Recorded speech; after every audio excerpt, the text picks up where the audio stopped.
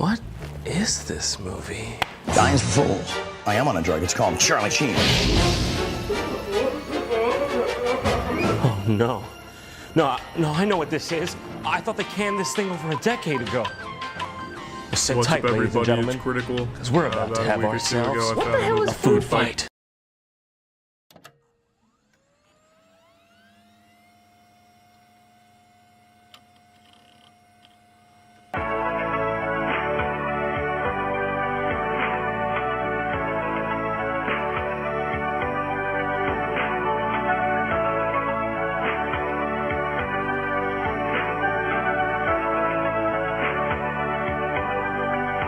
Hi, welcome to Threshold Animation Studios, home of Foodfight.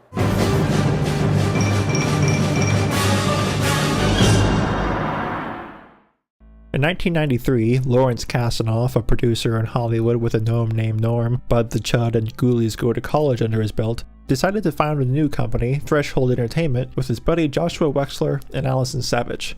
With Threshold, Kasanoff would produce and direct Mortal Kombat as well as Mortal Kombat Annihilation. With the exclusive screen rights for the Mortal Kombat property and its immediate mass success, Threshold had kicked off with a bang. With that money, Threshold created The Threshold in 1999, a men's entertainment website with an assortment of content such as flash games where you shoot Pokemon, a web series where classic cartoon characters let themselves go named Where Are the Tunes Now, another starring Jerry Springer called The Producer, and an entire section titled Threshold Babes, which is fairly self-explanatory. This included webisodes for a series called Bikini Masterpiece Theater, where women would read Shakespeare in a bikini, and Slumber Party Secrets, a place for girls as young as 13 to share their secrets complete with photos to the public. The web days were funny because they would bring in talent for all the website stuff, and it would be like bikini Shakespeare quote of the day and bikini joke of the day, and they had a green screen in the back. So at any time you'd walk through the front of the office, and there'd be like 30 or 40 girls, and they're all just mean for these web series where they'd go and tell a joke in a bikini, and Larry be schmoozing them up, and it was hilarious. I mean, we would have routine casting sessions where he was really just looking for girlfriends. These gorgeous women would walk through the office in lingerie or a swimsuit because that was part of his brief. Frankly, it was incredibly disgusting. You felt dirty on casting days because you knew nothing was being cast. It was just Larry looking for a girlfriend. He would take these women to the roof and photograph them naked. He even tried making a soft-core porn site while making the movie. With the success of their web series, it was steadily becoming clear that maybe Threshold should lean further into it. In 1997, a 22-page treatment was written for a movie featuring famous food mascots, which would remain a treatment for the next few years. In 2000, Threshold's subsidiary Threshold Digital Research Labs would release their first real attempt at 3D animation, Edward Fuddrupper Fibbed Big, based off the children's book of the same name and shown before select screenings of Rugrats in Paris to a fair amount of critical acclaim. That same year, Threshold would make their big announcement, their first digitally animated feature film, Foodfight, based on that same treatment from 3 years prior. With a $25 million investment from Korean company Natural Image, Foodfight had gotten permission to use many recognizable mascots such as Mr. Clean, Twinkie the Kid, Chester Cheetah, the Keebler Elves, Mrs. Buttersworth, and many more. Threshold didn't pay a fee and wasn't being paid for product placement. The story's origins are unclear. While the official story is Wexler and Kasanoff came up with it together while taking a car ride to Malibu, there seems to be some disagreement. Nobody really knows. Josh claims it, Larry claims it, I know I certainly don't. One of the original writers claimed a little bit of it. It was an idea that socially developed around the management at Threshold at the time. In the story, the mascots of America's beloved food come to life. The aisles become cities, and the mascots, named Ikes, are living beings. Our main character, Dex Detective, a stereotypical noir kind of detective and a mascot for the serial Cinnamon Sleuth, is a protector of these Ikes. After his girlfriend, Sunshine Goodness, goes missing, he loses motivation to continue. Meanwhile, Brand X, a very fascist-looking generic brand led by prune mascot Professor Plotnik as well as Lady X and other X troops, attacks Marketropolis with monstrous prunes attempting to discontinue and replace every Ike. Plotnik wasn't around for very long, however. Besides one mention of him in a press release from 2001, Lady X, a very sexually charged character, seemed to have taken his place as the main villain that same year. I was told they were going for gross and funny. Foodfight started off as a movie for the PG-13 crowd. Think Mad Magazine, Mikey packages, just gross and funny adult with subtle humor. My perspective on animation is there's no such thing as a kids or adults movie unless it's really badly done. Jokes can be included in a film that go over the kid's head, but the adults can enjoy it. I mean, if you look at classic animation, it's not just for kids. Most of it was for adults, but you could always bring your kids to it. It was a kid-friendly because it was colorful and funny, but there was always a subtext. So this was the same.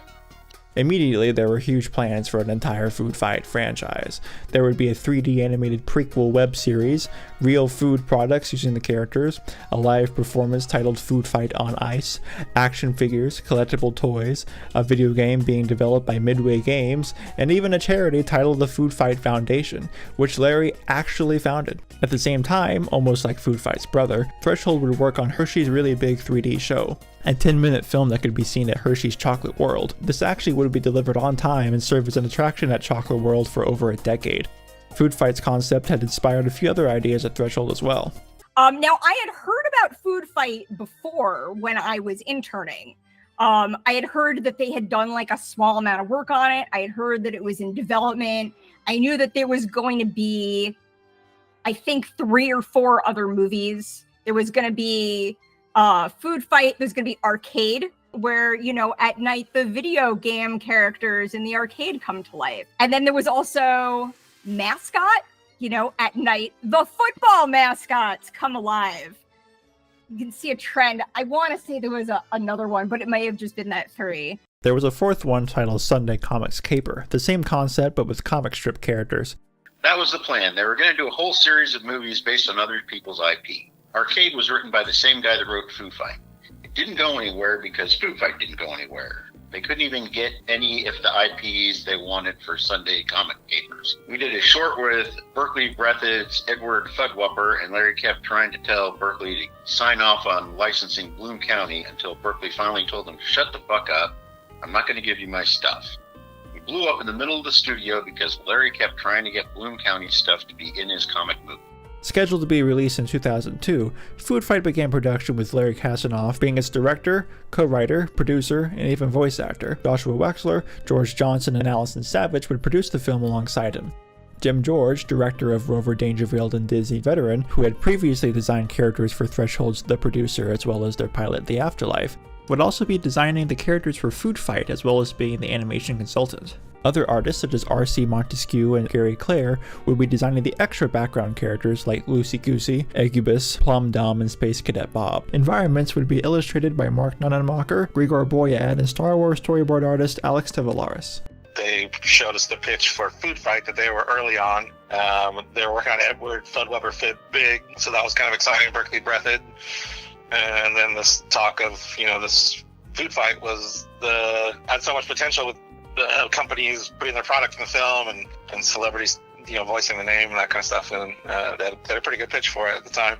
Animation began that same year, created an off-the-shelf software called Lightwave, running on Windows 2000. When I first started working here, we couldn't even fit in the studio. We worked from home, and we would come in a couple times a week and kind of showcase our work and give updates. And then after a while, they got more space, and then we moved into the studio. And it was just kind of crummy and dusty and dirty back there, but they had a bunch of us at folding tables, and we were crammed in there. It was fun. It was a fun environment, and it was fast paced, and it was always some kind of project or something high end coming through. Like, the interior of the space was really cool. There were, I don't know if anyone else has described this for you yet, all the stuff from Mortal Kombat was everywhere. So like the severed head of King Goro's like on the coffee table when you walk in. And when you go back into the room where all the animators and editors were, like there was just like mummies and all kinds of cool stuff everywhere. And it was very, very dark, almost pitch black at some times. It was freezing in there. I don't know if other people have mentioned how cold it was in the animation dungeon. But it was very cold. So this is in California, so I was very bundled up. I tried to get like a nice like North Face jacket to wear while I was in the building, but I did get told a couple of times that I was not dressing appropriately for work. And, I think that I took it as the implication is they wanted me to dress a lot more feminine, which I would tell them, hey, I'm freezing in there. I'm not going to be wearing a skirt and a blouse because it's way too cold. And, I did get spoken with a couple of times about that. Around 2001, Dex was changed from a human being to a dog. Instead of Dex Detective, he was Dex Dog Detective. After the initial release date was off the table, Larry had to resell it to the investors. Human Dex wasn't tracking very well and was boring compared to the other characters. I had suggested that animal characters were more appealing, but of course that was ignored for the first few years. Dex's new form wasn't really made public until around 2004. Along with that, they changed Sunshine into a cat girl of sorts. There was steady headway being made in Foodfight's production. Animators like Jeremy Yates and modelers like Neil Fordyce and Lee Carlton would be creating much of what investors would see in a 7-minute sizzle reel of completely finished, squashed and stretched lightwave goodness. Pencil tests by Jem George were even done in order to determine how certain characters would move. That reel was directed by Jim George and George Johnson following Hershey's really big 3D show. It was a classic animation piece. The reel was done in the style of that particular show, very classic animation style. Perfect squash and stretch stuff that could have been animated on paper or in the computer. They did have that, yeah. That was like the hero scenes. Like basically what he did was he just basically went and did those scenes, went all the way through production with whatever animation company he had made a deal with.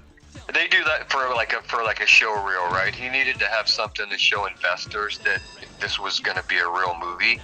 So instead of like waiting to show them parts of the real movie, he would, and this has been done before. Like the studios, they do sizzle reels where they pick like the 10 beautiful shots that they want to take all the way through render to animation, lighting, and everything. And that's what they'll show like their partners, like, hey, look, this is what our movie's going to look like. So that's what that was. It was like a show reel. I think they ended up probably replacing all those shots because they wouldn't have matched. And I'm sure he didn't even think about that when he did it. But he basically just used that to get people to invest, I think, at that point. There wasn't a cast yet, so in this reel, the characters were voiced by the producers themselves. Check this out. You drive me loopy, baby. If perhaps you desire a companion for those lonely bachelor nights. In terms of a real cast, they were still trying to figure that part out. Oh man, there was a lot going on then. For Daredevil Dan, they had done a test with Chris Tucker. They had done, I think, Chris Rock as well. And there was so many people, I can't even think of who they all were at the time. Larry told Animation Magazine in 2002 that, "We're betting a ton that it's going to be a great movie. We're risking more on this movie than any other venture I've ever been involved with in my life." They took a meeting with Fox, with Sony, with Warner Brothers, with MGM. Everybody was interested if it was going to come to them as a fully finished product. But nobody wanted to put any money into it. Larry wanted to maintain control, and studios don't do that with first-time animation directors. In 2003, Threshold would sign a new 4-year, multi-million-dollar deal with IBM to use industrial servers and processors for their studio remotely accessed from IBM's facilities using their new on-demand system. Threshold wanted to create a digital backlot, a library of characters and environment assets to be used at any time in various animated productions. Using this system, it was projected that an animated feature would only take 18 months to complete, and Foodfight would use up to 6,000 extras in one scene. There were even plans to build a new animation facility, lease it out to firms that wanted access to high-end equipment with an IBM connection, a service that was going to be called Animation on Demand. This is CNN. Now an up-and-coming Hollywood studio is partnering with IBM to give animated movies a makeover. We're huge fans of Pixar. I think they do an amazing job, but we have to think to ourselves, well, how can we go out and try and do something different? Threshold's answer? Do it with the backing of an unlikely Hollywood partner, IBM. The deal uses IBM technology to help speed up the animation process and make it more real-time. It's allowed the company to create a complex digital world with over 100 characters, nearly 200 sets, and tens of thousands of extras. IGN reported that an executive told them that the film was 60% complete by this time and was scheduled to be released in 2004, something that definitely cannot be explained or backed up anywhere else. In 2004, Larry told the New York Times that the film's assets had been stolen during the Christmas of 2002, saying that even the Secret Service was involved in the investigation, but the case went cold almost immediately. However, no mention of this was ever made beforehand. Threshold was still showing the same old reel in 2003, and even crew members don't have any memory of this happening back then. we were hot and heavy on Foodfight for a long time, and then we kind of it slowed down, and it just wasn't as much stuff. But we kind of shifted to other projects like Hershey's and Mission Space for Disney. But that's when I left. They were still working on Foodfight, but it was nowhere near as hot and heavy as it was. No, I don't remember anything of a theft while we were there. No. Was there a theft? I mean, do you really think there would only be one copy of the material, and do you really think it would only be on LDO tape? And do you think that none of the material would actually be in the server that was in another building? I mean, the person that was pressed on the theft was an ex-employee who didn't really like the way he had been treated. So that could be a reason. Maybe. I mean, a theft was convenient because the movie was 6 months late considering financial milestones that the investors were looking for. This was a pretty good excuse not to have it. It kind of destroyed the milestone calendar. I mean, if you have 2 different format copies in one location, a second copy in another location, and a 4th copy sitting in a vault in a bank. So, was there a theft that actually killed the whole thing? You decide. Later that year, Threshold showed Lionsgate executives that same reel of animation from the film. The next year, they made a deal. In 2005, Lionsgate agreed to distribute the film as well as co-finance it along with the Story Art Company, representing $20 million worth of investors. Lionsgate executive Tom Ortenberg stated, "We're thrilled with the way that this project is evolving. It's shaping up to be a truly top-notch family picture. Everything about Foodfight, from the groundbreaking animation technologies being employed, to the master storyteller we have in director Larry Kasanoff, to the all-star cast that the project has attracted, perfectly reflects the nascent Lionsgate Family Entertainment Division's mandate to produce large-scale, high-quality family entertainment." Ortenberg wasn't wrong. At the time, Foodfight looked fairly promising. Thousands of characters could be displayed in one scene at once, extremely detailed sets were modeled, it had access to a wealth of well-known American symbols, there was potential. The cast had been announced that same year with Charlie Sheen, Wayne Brady, Hilary Duff, Christopher Lloyd, and was solid. Lady X was always supposed to be Eva. She did a pretty good job in the voiceover department. I felt so bad for Wayne Brady, though. We set him up in Buzzy's recording studio downtown, a great voiceover studio. Larry kept trying to tell him to do all this steppin', fetching stuff, and you could tell the guy was really uncomfortable with the whole Daredevil Dan thing. But he really needed the money, so he did the part. There were hours and hours of dialogue that were thrown away. It wasn't really characteristic. It was just racist. Let me show you how it's done. Every individual building has been built in 3D to exacting details, right down to the marquee on Raisin City Music Hall or the giant Chinese dragons on Fu Manchu's pagoda. What's more important to note, however, is that we did a tremendous amount of research and development with IBM so we could actually build the entire city in 3D. We didn't just build the flats or the facade of the actual building, we built the city. This way, we can move the camera or characters anywhere we want. We can fly over rooftops, down streets, and around corners, all because we have taken the extra time to build the Marketropolis in complete 3D. In addition to the exteriors, we also built all of our interiors completely in 3D. For example, we didn't just build the Copa Banana stage, we built the entire nightclub. We didn't just build Lady X's War Room platform, we built the whole factory, and the same is true for Dr. Cy Neustrich's lab and all of the other. The reason is simple: more creative freedom and flexibility. From there, a new angle had been proposed on how to make the movie. A new wave was brought upon the production entirely. Working with their new IBM system and the House of Moves mocap studio, Larry had begun a new chapter in Foodfight's story. Why animate when there's motion capture? Larry didn't understand animation. When Larry took over to direct Foodfight, he didn't want to do it that way, especially when he found he could do motion capture instead. It meant he could direct performers instead of manage animation. I came in at the point when he was firing everyone who worked on the old way of doing it. They were moving out while we moved in. Larry couldn't stand being committed to anything before he touched it. Animation is a storyboard-based medium. Once you do the boards, you're done. People are going to draw that, and it's going to get very expensive if you want to go back and touch things up. Larry wanted to direct it like a live-action movie, which is insane. We did a whole version of the movie with a live-action cast, and we did the entire movie that way. We went back and did motion capture based on that. Larry was able to direct it as if he were a director on a live-action film when it was an animated movie. It just didn't work. Jim, our animation guru, would try and educate Larry on how animation was done in meetings. He would just ignore everything. We just did everything we could to make it work. Let me be really clear about this because it's very, very, very unusual.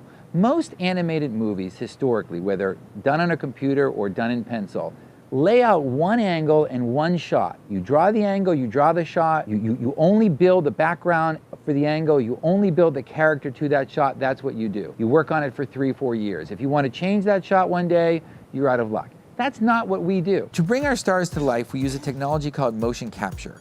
Again, with the help of our friends at IBM, we have spent a tremendous amount of time pioneering a groundbreaking new motion capture process that allows me, the film's director, to be able to work with our characters and the animation as if I were in a live-action movie. This has never been done before. And like a live-action movie, the first thing we do is rehearse with the actors to work on blocking, timing, and giving the actors an understanding of where things are supposed to be in the set around them. Traditionally, secondary animation has been keyframed animated. An artist, using a computer, would pose the individual or key frames of the character's movement by hand, trying to mimic the movements of a cartoony penguin or a dancing elephant. This has always been a very time-consuming, tedious, and sometimes trial-by-error task. Well, no more. Threshold Animation, along with IBM and others, has successfully developed a revolutionary motion capture technique to create this kind of animation. We were able to create a specially rigged computer model that would move the way we want an animated penguin to move, all based on motions coming from a human being. Previously, these kind of shots would take up to 6 months each, with animators laboriously trying to mimic a tap-dancing penguin, for example. Now, I can shoot this shot with precise control in about 15 minutes. And the great news?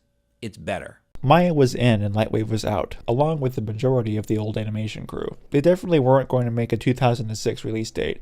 Because of this, investors made an agreement with Threshold, a promissory note stating that if the film was not completed by early 2008, that the Fireman's Fund insurance company would acquire the film and complete it as soon as possible with additional crew. Foodfight now had a definite deadline. The characters were being entirely remodeled, re-rigged, and retextured. They put me on Lady X, like, right away. And the comment that was made to me was not good, which was, oh, well, you're a girl, so you know about makeup, so we'd like you to work on Lady X. Okay, well, now I'm learning makeup. I'm literally looking up makeup on the internet to try to figure out what to do. Because I was not a makeup girly. But I was trying to give her some like sparkle eyeshadow and like really work on the textures because I was into it. And then meanwhile, while I was there, I want to say within the first week of my being hired. So they didn't see any of my finished work yet. But they had hired a second texture artist. And at one point somebody said to me, I want to say it was my manager, but I don't remember. I was basically told Larry really likes this other guy and he wants him to do the whole movie. And I was like, I don't like, that's a lot. Like, that's a lot of work. You know, maybe I can work on something. Like, you haven't even seen my work yet. And I'm working on Lady X. I'm doing really nice makeup. And then I was told that Lady X was getting a redesign and she got taken away from me. And that was the beginning of the of the cycle that I saw, which was Larry wants to redesign this character where we had already gotten to the texturing stage. So, you know the phases of it. So we have the concept art, and then someone models it, and then someone rigs it, and then it goes to texture art. And continually we would have characters make it down the line, and then everything has to get redone all over again. And it just kept happening. And you know, then I started getting given other things to work on because there was nothing for me to texture. And now it's, you know, my second week there. It was explained to me that the whole movie was done, and now we have to redo scenes, and I would be given scenes to like make up the background, or, you know, like I'd be given a screenshot and they'd say, hey, can you try to recreate this? And I'd do the best that I could, because they'd be like, oh, we just don't have it anymore. And so I worked on that for a little bit, and then I would get told, oh, this scene isn't going to be in the movie anymore, so you can stop working on it, and we're going to give you something else. For nearly the first 5 years, we didn't have any storyboards for the movie itself. When Larry finally realized we needed storyboards, he was angry because he didn't really understand the process. He couldn't understand why everyone looked like stick figures and that none of the investors would understand them. He had me do detailed drawings as quickly as possible. I couldn't keep up with the demands when we got to the point where we started photoshopping turnarounds and photos. It was useless to anyone else, but he was satisfied. That animatic is what was sent to the investors. Larissa Clispy, originally hired for animation cleanup and as a script supervisor, was also tasked with cleaning up and organizing the remaining drives. A few dead rats, dusty scripts, and a paint job later, the Brighton studio was ready to go. He was obsessed with the color blue. Not just any blue, but chroma key blue. He wore it nearly every day, and that couch was the exact same color. One day he said he wanted to repaint the entire building. He had me render up a virtual image of the building in chroma key blue, of course. That same year, she discovered the assets to the early versions still located on the servers. I found plenty of footage of the old style of animation for the film and the complete mess of drives they had there. It seemed to me that everything was still there and backed up several times. We tried to salvage it because we were wanting to protect the crew. I really liked our crew. They were working under horrible conditions, and Larry would do a drive-by every morning at their computers and change things in the middle of that. Layout would already be done, and he would say things like make it 10% funnier. What the hell does that mean? The troops were demoralized, and I tried my best to protect them. An assortment of motion capture actors were hired, including professional dancer Holly Cruikshank and contortionist Daniel Browning-Smith, aka the Rubber Boy. We use a high-definition camera to record our actors' performances, like Eva Longoria or Wayne Brady. This unique process requires no markers and no performance limitations for the talent. The video is then fed into a software program that actually tracks the movements of the face of our actors. When an eye moves on the actor, the eye moves in the 3D model of our animated character, to whatever degree we want.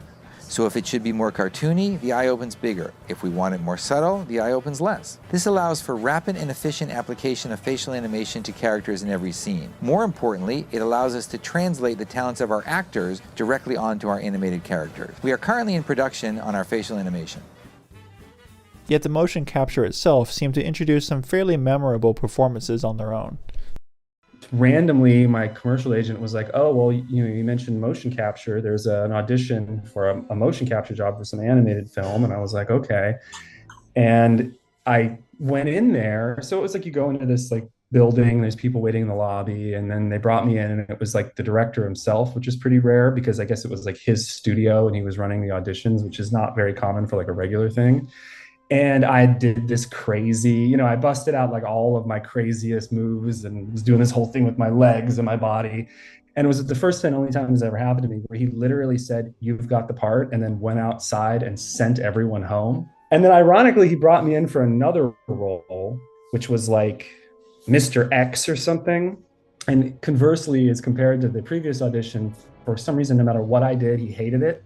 So I thought for a minute I was going to play two roles, but somehow whatever I was doing for Mr. Clipboard didn't work for Mr. X or something. So they put me in like this spandex with the little balls and on the stage, and I had like the lines they had sent to me basically ahead of time. So I've been practicing for a while, like trying to match my movements to the Christopher Lloyd audio clips. Survival of the fittest, lad.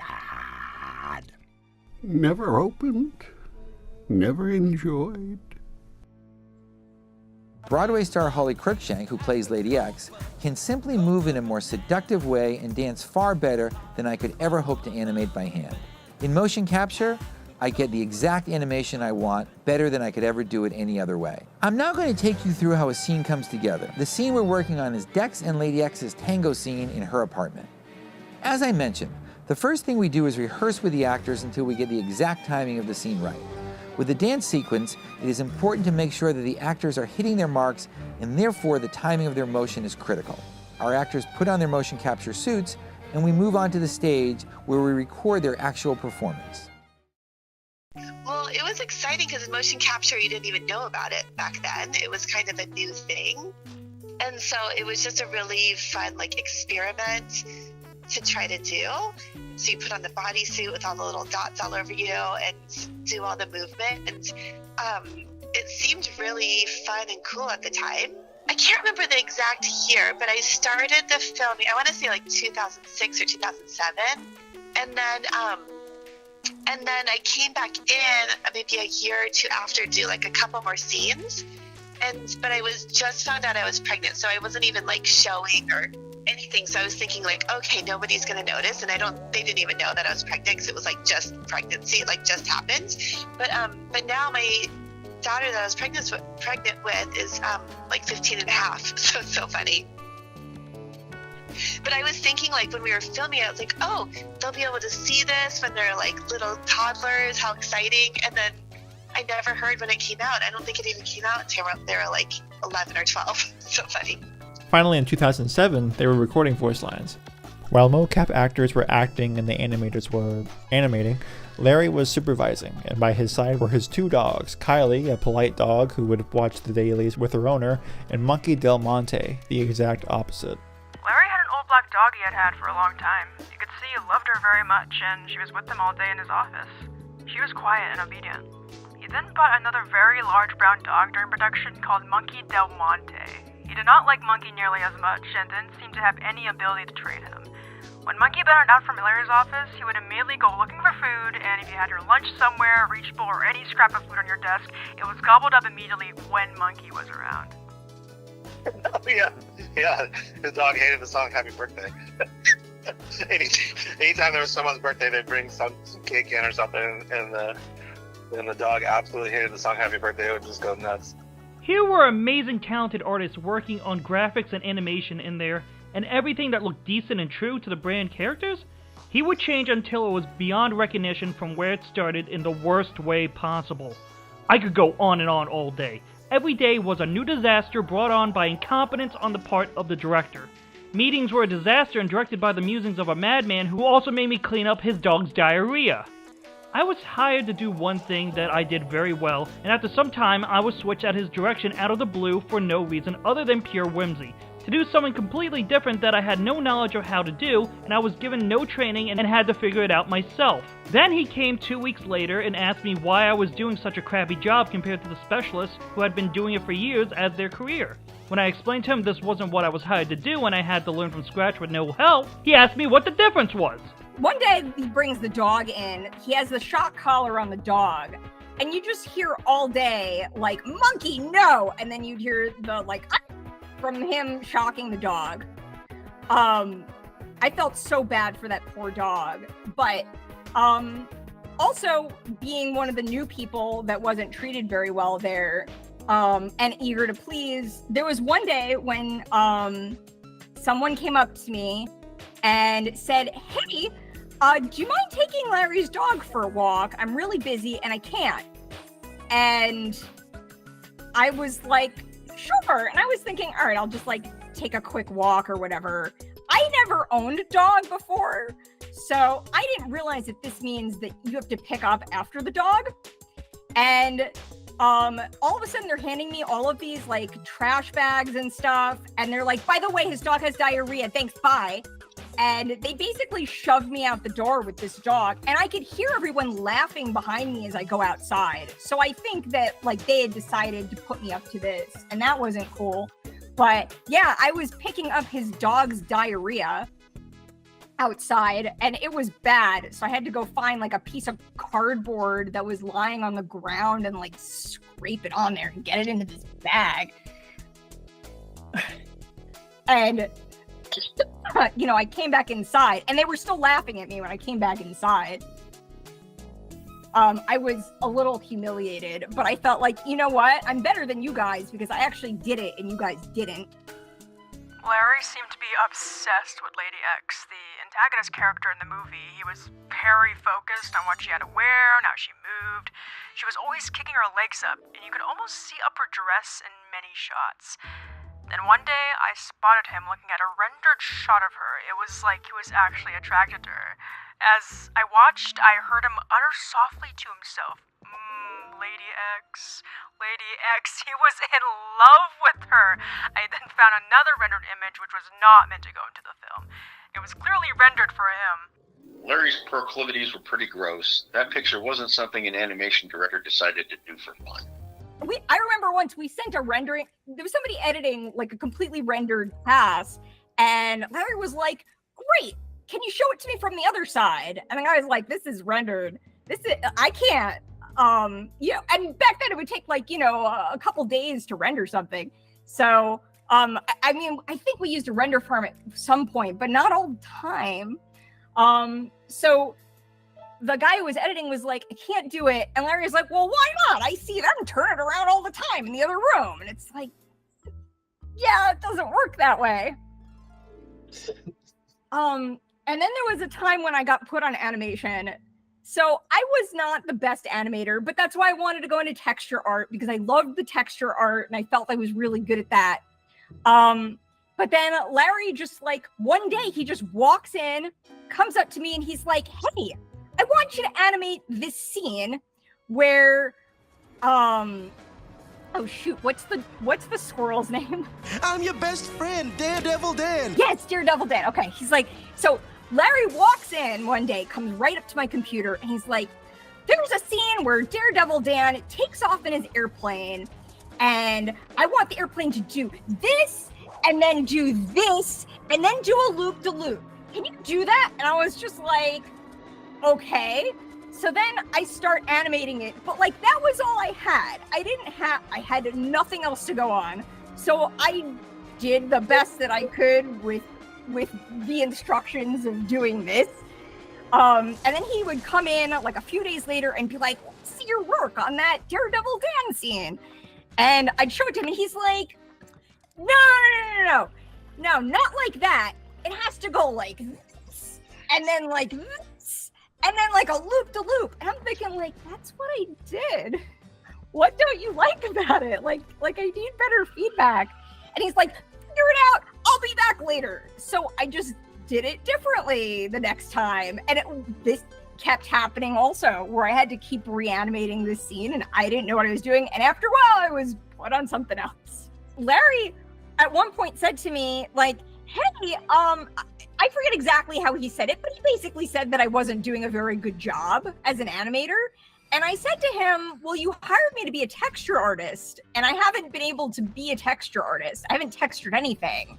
I've been put on all of these things that I haven't really, trained in doing. And he just looked at me and left. After that, I got laid off. By this point, there had been extensive news coverage about the film over the past 5 or so years.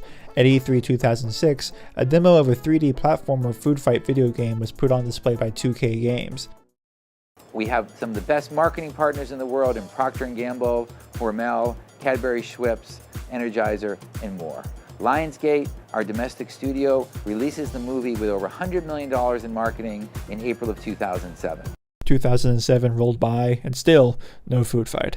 But I was in charge of going through the files. And I remember looking at the M&Ms, and the green M&M looked like the red M&M. It was like a boy M&M. So I notified someone because I knew that the M&M meeting was coming up. And I was like, hey, I just noticed that the green M&M isn't a girl. And like I had a picture. I was like, here's what she looks like. We need to real quick change this M&M before the meeting with M&M. And I was like, no, we don't have time. It's going to be fine. I was like, no, I don't think it's going to be fine. I said, I think like if there's no time to change it, don't show that M&M to them. Like keep that M&M away and just show them the red one and the yellow one that you have. And that'll be fine. But I think they're going to get mad if they notice that the green M&M is wrong. They're going to think we don't get them. And I was just like, no, it's fine. That's what I was told. So then after the meeting, they were mad. The M&M was mad. I heard that the meeting didn't go well. And someone mentioned to me, yeah, the green M&M's a girl, and that's not what we showed them. I was like, I told you guys, I know I'm just a junior here, but I'm not dumb. Like there's some things you don't do. Mars Chocolate dropped out, and over time, so did many other companies. Keebler Elves were replaced with creepy gnomes, and Chester Cheetah was wiped entirely.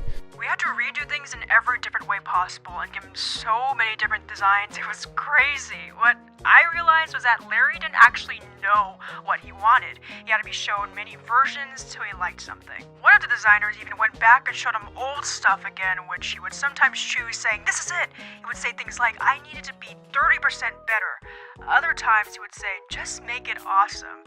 I remember after he had seen a character's costume, he was focused on the stitching texture of the cuffs. He didn't like it, so he told them to make it double stitched, then changed his mind and told them that it had to be triple stitched. He micromanaged everyone, and it was always spontaneous, unpredictable, and entirely selfish, and with no concern about anyone else. We never knew what he wanted us to work on next, never knew when the next review would be, or if what we'd done was final or had to be totally redone. We often had to work late into the night and could only stop when he decided to leave for the day. Many times during production, they had tours for potential investors to the building. We had to be on our best behavior and look busy during this time. They had tours pretty much every week, taking people around the studio, boasting and lying to them about the movie and its technology. They were always saying they would be the next Pixar and that this movie was like Toy Story. One such tour was with a big-name film distribution company, Paramount or Universal. I remember them coming out of the meeting with Larry and Co., and they came straight to our desk and said they wanted to ask us what we thought of the production, because they didn't believe what they were told by management. I, among the others, didn't hold back. We told them exactly what was going on. Let's just say they didn't invest in the film. But no, most of the time you're spent in that dark room. And actually, that room, you know, I started calling it a dungeon. Working in there all day, you lose your sense of time. Like, the only light I had was for my monitor, and then I had a desk lamp if I needed it. And otherwise, it was pitch black. And then they brought tours in all day. So they had sort of like a big movie screen set up, and then a bunch of like chairs in front of it. And then behind it were some cubicles, and over to the side were some computers, and that's where we all worked. So I was listening, like, I don't know how many freaking tours they did. They did, man, I was listening to the Hershey's chocolate song all day. Promotional stills were released later that year that look almost identical to the final film, but compared to what was seen before this, it was night and day. By this time, producer George Johnson resigned. He took a chunk of the crew with him to his company Mammoth Vision, an entertainment and animation studio. Lionsgate also left the project as deadline after deadline was missed. There's some stuff in there that might give a sane person pause. It gave me pause, but I didn't, you know, this being my first job and being very eager to please, I was like, I was thinking in my head, this isn't going to be in the final movie. Like, they're changing everything all the time in this movie, so this stuff isn't going to be in it for sure. And then that stuff was in it. And I was real surprised, because of all the things you're going to take out or put in, you're going to keep, like, the weird Nazi stuff. You're going to keep the misogynist stuff. What? That was crazy. But there would be things that I would point out and say, hey, this needs to change. And I would get told no. Frankly, my dear, I don't give a spam. Tell me something. Are those melons real? Let's strawberry jam out of here. I'm gonna pop your corn, lady. Holy chips. You cold-farted itch. Larry loved Weasel. He was really into this character a lot. He voiced Weasel. But I think he had decided to voice Weasel. I don't know when he decided to voice Weasel, but he was very excited about Weasel. He wanted Weasel to look greasy and slimy. He was really obsessed with the animation for it. Like, he paid extra careful attention, and he would talk in Weasel voice fairly frequently, just randomly when he'd come back in there. Like, I'd hear him, you know, doing lines from the movie. Wait. If perhaps you desire a companion for those lonely bachelor nights, then... It only really hit me after I saw the movie. It was like, oh, Larry was just impersonating Weasel all the time. In early 2008, the note defaulted. Fireman's Fund took over the production, and Threshold lost the rights to the film. In late 2008, the film was completed. Crew hired from Digiscope by Fireman's Fund had finished post-production. Screenings were presented to crew members, the Motion Picture Association was presented the film and rated it PG. It was ready to go. Yet no one was certain when it was actually coming out. People had been wondering for a while by then, where was it? Or what was it? When is it going to be out? Am I right that this is a movie about talking food? Just imagine Hilary Duff as a carrot. Sounds like a bunch of writers got in a room, gulped down several pots of coffee, smoked a lot of cigarettes, threw a few pitches around, then several hours later, finally decided to rip off Toy Story. You idiots, do you know how dumb you sound? This movie takes place in a supermarket and is about food. Toy Story was about a boy and his toys. I don't understand. The status is set at filming, and yet there are only 2 actors listed, and there is no plot summary written. Odd. This movie looks really stupid. You can visit foodfight.com though. What kind of plot is this? The animation looks fine. It doesn't look crap at all. It's basically just a giant ad for everything you can buy, masked very lightly as a movie? No thanks. Snakes on a Plane will be better than this dreck. Check out the official site. It's been updated. This film is gonna rock. It looks so stupid. 2009 came by and still nothing. In 2010, 3D Hollywood released an interview with Kasanoff and Joshua Wexler. Foodfight is our first CGI theatrical and animated movie. Foodfight takes place in the supermarket. When all the people leave and the lights go up, there's a beat. The supermarket transforms into the city. The aisles look like city streets. The boxes look like buildings. The Italian food section aisle looks like Venice. The Chinese food looks like Beijing. And to life comes all the food characters. Not food, but the food characters. Some of you know and love already, like Mr. Clean and Charlie the Tuna and Twinkie the Kid. And a lot who we introduce you to, who we've made up, who are played by Charlie Sheen, Eva Longoria, Wayne Brady, Hilary Duff, Ed Asner, Christine Baranski, Doris Leachman, and more. It'll take us about a year to finish. We financed the whole thing ourselves and with equity. We're almost done with it. We're still in the process of finishing texturing and effects. Merchandise produced years prior was beginning to pop up in stores and crane machines with no context, as retailers grew impatient. In 2011, the public finally got their first trailer, a combination of footage from the scrapped version, a middle version where motion capture had just started being used, and the final version. It was not met with high praise. It's unknown what Fireman's Fund was doing with the movie for the last 3 years. Possibly they were shopping it around to possible buyers, but unfortunately nobody was taking it. So on September 26, 2011, Foodfight was put up on auction with an opening bid of $2.5 million. Nobody bought it. Because of this, the Fireman's Fund found a few distributors and it was released under their name along with Threshold. In 2011, the movie was released for the first time in theaters in the United Kingdom. About a dog that saved a girl called Sunshine. Who was your favourite character? The doggy and the squirrel. The doggy and the squirrel were our favourites, so yeah, good film. We thought it was really funny. I liked the piglets because they kept on silly noises. Because it had a lot of action and it was funny. My favourite character was the weasel. When this girl punched the other girl all the time. Really awesome. You know what? I love them throwing pumpkins at them, deader than bombs. Then it was released in Dubai, Russia, and finally it had a straight-to-DVD release in the United States and worldwide. It was a complete failure, making only over $120,000 in the box office, less than 1% of the original budget. Most of those who worked on Foodfight during its early stages actually have no idea that the movie was even completed, and many of those who do know never did watch it. It's been used as an example of one of the worst films ever made, covered extensively on YouTube, but has even received fan art in a fan game. Foodfight did make an impression, but not the impression that Threshold had originally envisioned. In the end, crew reports indicate that the budget didn't even exceed $32 million. Foodfight was a failure, but it was also a product of a lot of labor. Foodfight's a joke, sure, but it's kind of a miracle it even happened in the first place. The artistry, performances, sweat, blood, and tears gone into a movie that bombed shouldn't go unnoticed and undocumented. And here, hopefully, a little more light has been shed upon it.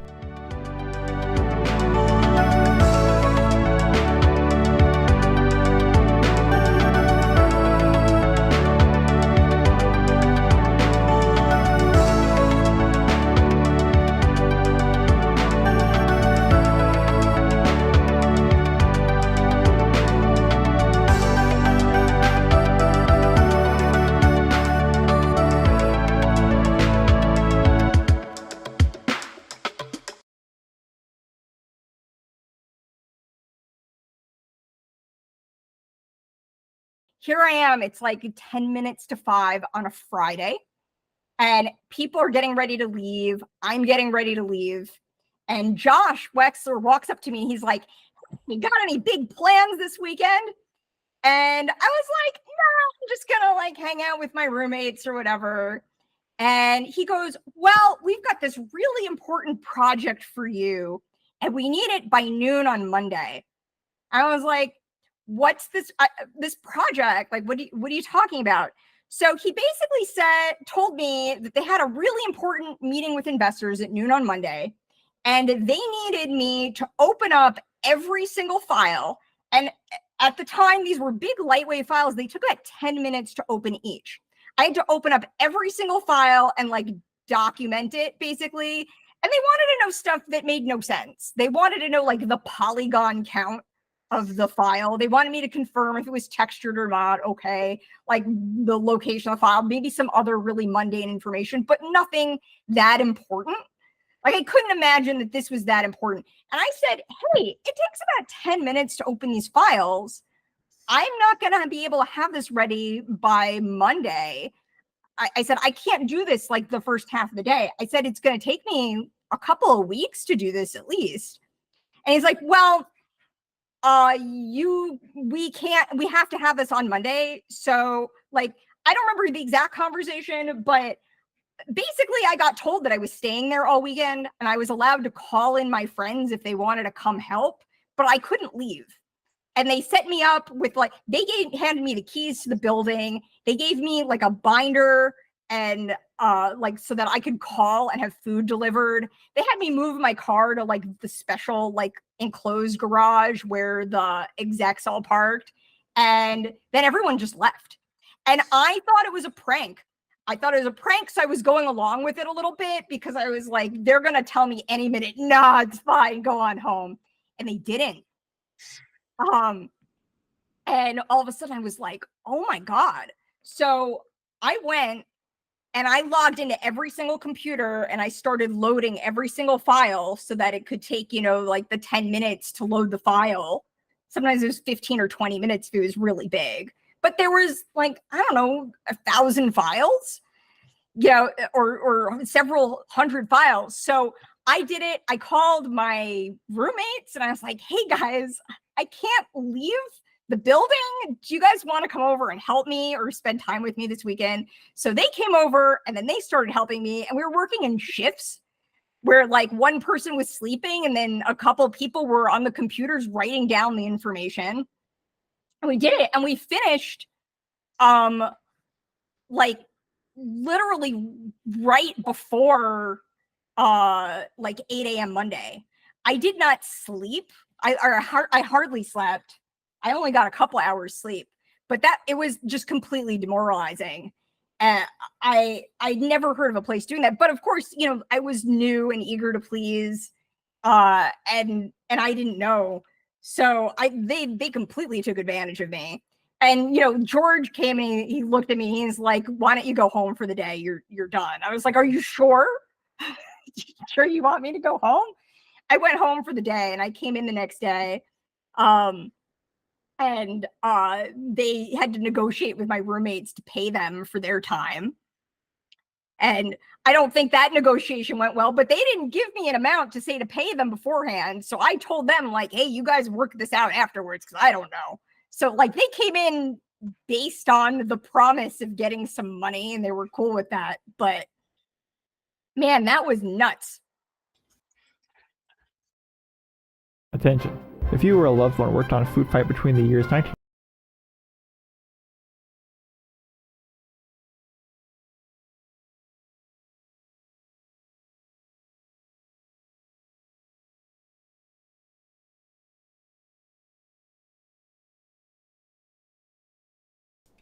Okay, can you hear me? Hello? Hold on. Streaming has such horrible latency. There we are. It's like 20-second lag. It's terrible. Anyway. Okay, cool. The last bit at the end, case you saw that, that was a parody PSA I made. That was supposed to be at the end of the documentary in case people saw it and they had some food fight stuff. And I didn't like it at the end, so I just decided to cut it out. But the reason it popped up there is because I cut it out at the very last minute. So yeah, there you go. Okay, so Lost Media. Anyway, hold on. Let me turn myself up a bit. There, it's a little better. Okay, cool. Let's see. Yeah, so it has yeah, the live stream has like 20-30 second lag. It's terrible. So like I'm gonna say something and then you're not gonna hear it until 30 seconds later, and that's gonna drive me crazy for the rest of this. Anyway, questions. So I'm gonna start with what I was asked during the screening, which is quite a bit. Let's see here. I'm going to copy and paste the questions I have listed, and then I want to make it appear. Ah, there we go. Look at that. Okay. Let's see. What do we know about the Foodfight Foundation? Pretty much as I said in the doc. I'll be honest. I'm pretty sure it disappeared like a year after they installed it, and it definitely doesn't exist anymore. Yeah, I don't know if they were successful in getting donations. I doubt it. Yeah, yeah, I can't tell you very much. I'm sorry. I didn't really look into it that much, and honestly, there wasn't very much to find in the first place. And I think the only person that would know the most about that would be Larry or his secretary at the time, who I have talked to neither of because they don't want to talk to me. For obvious reasons. So anyway, that was asked by the English Scotsman. So, Scotsman. Anyway, next question was, let's see. Why are some of the voice lines lower quality halfway through the movie? It's a good question. I don't know either. I think I may have actually asked that question a long time ago. With George, and I don't think he knew, because George left production in 2007, and I have a feeling all of that was done after he left, and given that a lot of the crew left after 2007, there's not a lot of people to ask about that, so I'm sorry. That was asked by unnamed. The next question, and this one I can actually answer, so yay. Is there any concept art or information about Arcade? There is no concept art. There is none. I'm sorry. This was asked by Boomer Phillips, by the way. Yeah, no concept art. But there is a screenplay that was written by Joshua Wexler. I do not have it. I do not know if Josh has it. He might. I got in touch with him about 2 months ago for the first time, and he was pretty open to talking about his experience, but yeah, he said he'd have to look in storage to see if he actually has anything from his Threshold days. But anyway, the script does exist somewhere. In terms of information, he told me that it was originally called Alien Arcade, and it was about an arcade, and an arcade machine moves in with aliens in it, and then the aliens in the arcade machine take over the rest of the arcade machine. So it's a lot like Wreck-It Ralph. That's what he even told me that himself. He's like, it's a lot like Wreck-It Ralph. I was like, yeah, sounds like it. Anyway, that's all I know about arcade. And just to add on to arcade with something like Comics Caper, from what I remember, they never wrote a screenplay for that because they never got permission to use any of the characters. So I mean, that went nowhere.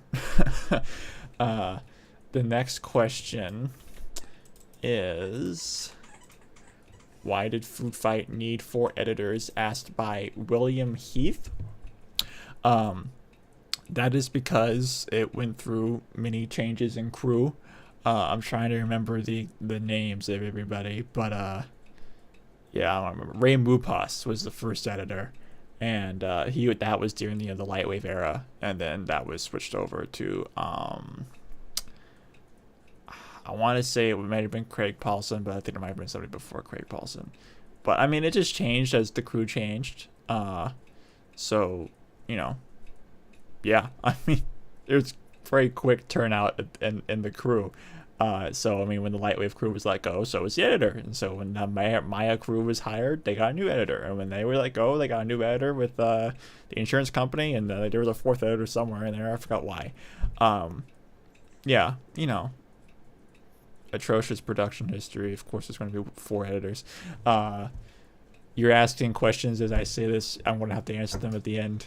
And I guess I can answer some of these that are quick. Planned characters for arcade. I have no idea. Let's see. Zoe asks, what was your favorite part of the search? And my answer to that is I don't know. All of it. It's pretty fun. Talking to people and they would actually be happy to talk about it was nice. I made a few friends.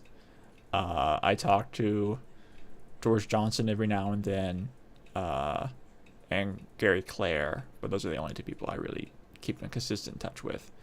I think a really fun part was getting a stack of concept art in the mail from Neil Fordyce, who is a character designer, and he had a bunch of prints of storyboards and environment designs that he used in his apartment when he worked at home, and those were tacked up on the walls for reference to model the environments, because that was part of his that was his job. Yeah, I guess that probably might be one of my favorites. Among them, tons of fun things happened, but that's probably one of my favorites. Guk, yeah, I hope I'm pronouncing that correctly, asked, do you think models for Mr. Clipboard and Francis Fromage can be found? I want to be completely honest, no. Probably not. The only reason we have the models that we do now is because the rest of Clispy just copied the one she found over in 2006 for personal reference. And yeah, I mean, that's the only reason we have those. That was just dumb luck. And then the other ones that we got recently were sent to licensees for video games and toys for reference. And it's kind of a miracle we got those in the first place. But we would need another dumb luck situation like Larissa to get those other models. Mr. Clipboard, as far as I'm aware, was never modeled in Lightwave. So we would need the Maya model, which is a lot harder to get because, from what I can tell, the people that worked at Threshold, especially during the Maya time period, are a lot less open to talking about it. Anyway, yeah, my hopes are very low on that, and if it happens, great, but I'm pretty sure it's just not.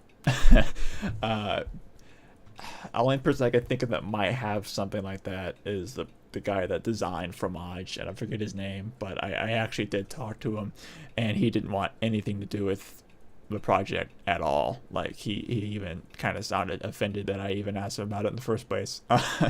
So, and I don't think he has anything from it left. Actually, I think I asked him that, and he didn't have anything.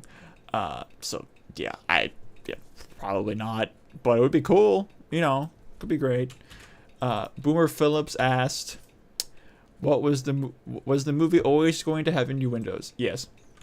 Yeah, I mean, ever since the beginning, it was a PG-13 movie. It was supposed to have like Mad Magazine style comedy, and I can't remember why they switched it to children's more family oriented entertainment. I know Gary Clare told me. I just can't remember the specific reason. I don't even think there was a specific reason that anybody actually knows. It just kind of happened.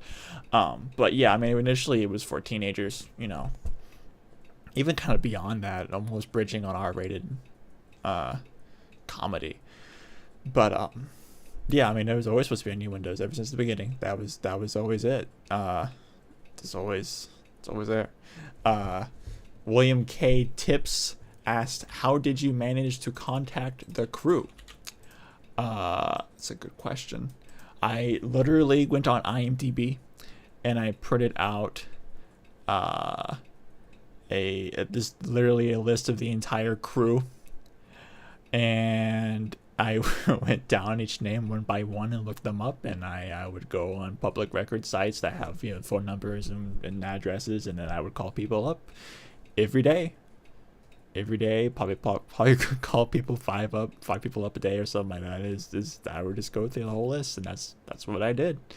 The hard part though was that since the Lightwave team was let go halfway through production, most of them aren't credited on the movie because none of their work was actually used. So that was the hard part, was finding who worked on the film that period, and I had to get people like Gary Clare to help point me in the right direction for a few people that I didn't know about. And then I went through Threshold's other productions, like Edward Fuddbupper, and I contacted the animators that worked on that, because I recognized that probably the people that worked on Fuddbupper would also have worked on Food Fight. Same for Hershey's Chocolate World. And it worked out. It did. I got quite a few leads on that. Like Neil Fordyce, he's not credited in the movie, but he's credited with Hershey's, and that's how I found out about him. And it worked out. And, you know, that's how it went. It was tedious, but it wasn't, I wouldn't say super hard. It was just tedious. William also asked, is there more that hasn't been uploaded? Have it been uploaded? Hasn't? No, I don't think so. There's some concept art by Gary Clare that I haven't uploaded yet, because I will be getting it scanned soon. And soon, I guess I'm not gonna, maybe a month or two. We don't know, but it's like a huge stack of character designs by Gary that I should be getting scanned in high quality whenever I get it mailed in physically. So yeah, that's pretty much it. I can't think of anything else I haven't uploaded yet. There are some things that other crew members have that I don't have. There's a disc that I know exists that is labeled Weasel Demos, Weasel Outtakes, that's what it was. I don't have that. We don't know what's on it, and the person that does have it kind of just ghosted me. I'm sure not on purpose. I'm sure he's very busy, but stuff like that. And then there's there's an editor who has a disc of early work from the movie. Maybe. I also don't know what's on that. I just know it's Food Fight related. It's from the mid 2000s, and I don't have that. He's not wanting to give it, which, I get it, because he's still in the industry. I mean, like, why would you want to share that? But anyway, somebody asked who's William. I'm referring to William K. Tips, who asked these questions earlier in the chat room. User Speems asked, what exists? Well, hold on. What else exists for Food Fight that has yet to be discovered? Copa Banana, for the most part. That's all I can think of. That and the original, the pitch reel. Because that was actually put on 35mm film, which is really weird to think about. But yeah, I mean, that's all I can think of. Copa Banana and the pitch reel, and I guess all the models, I guess, but that's like really deep cut stuff. But yeah, I mean, the only thing I've really been wanting is Copa Banana, and I have a person who's looking for it. I make no promises on him finding it, So I guess that answers a question later on any leads. Is no, I don't have any new leads really. We have a person that was part of the production that should have it. We just don't know if he still has it, and he's currently looking for it. But I mean, it's going to take a while to dig through all of that, especially since he's still a working person. So I mean, he needs time to do that. So I make no promises, and honestly, my hopes are pretty low on that. Yeah, I did get in touch with the singer, but he's a very busy person, and he doesn't really respond much. So it's probably a dead end. Next question by Carol Trett. What about the entire Food Fight movie from 2000 to 2003? It doesn't exist. There is no Food Fight movie from 2000 to 2003. This is the pitch reel.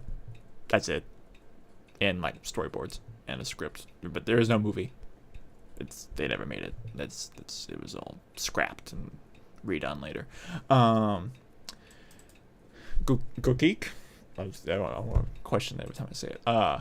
Do you know why they replaced the mashed potato man with the lunch lady? Hold on.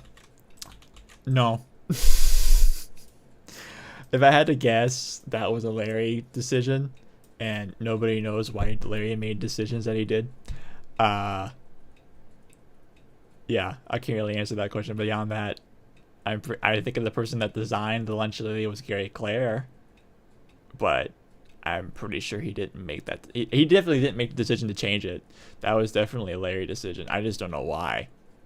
But I guess I should ask Gary eventually. Yeah, got that question a few times.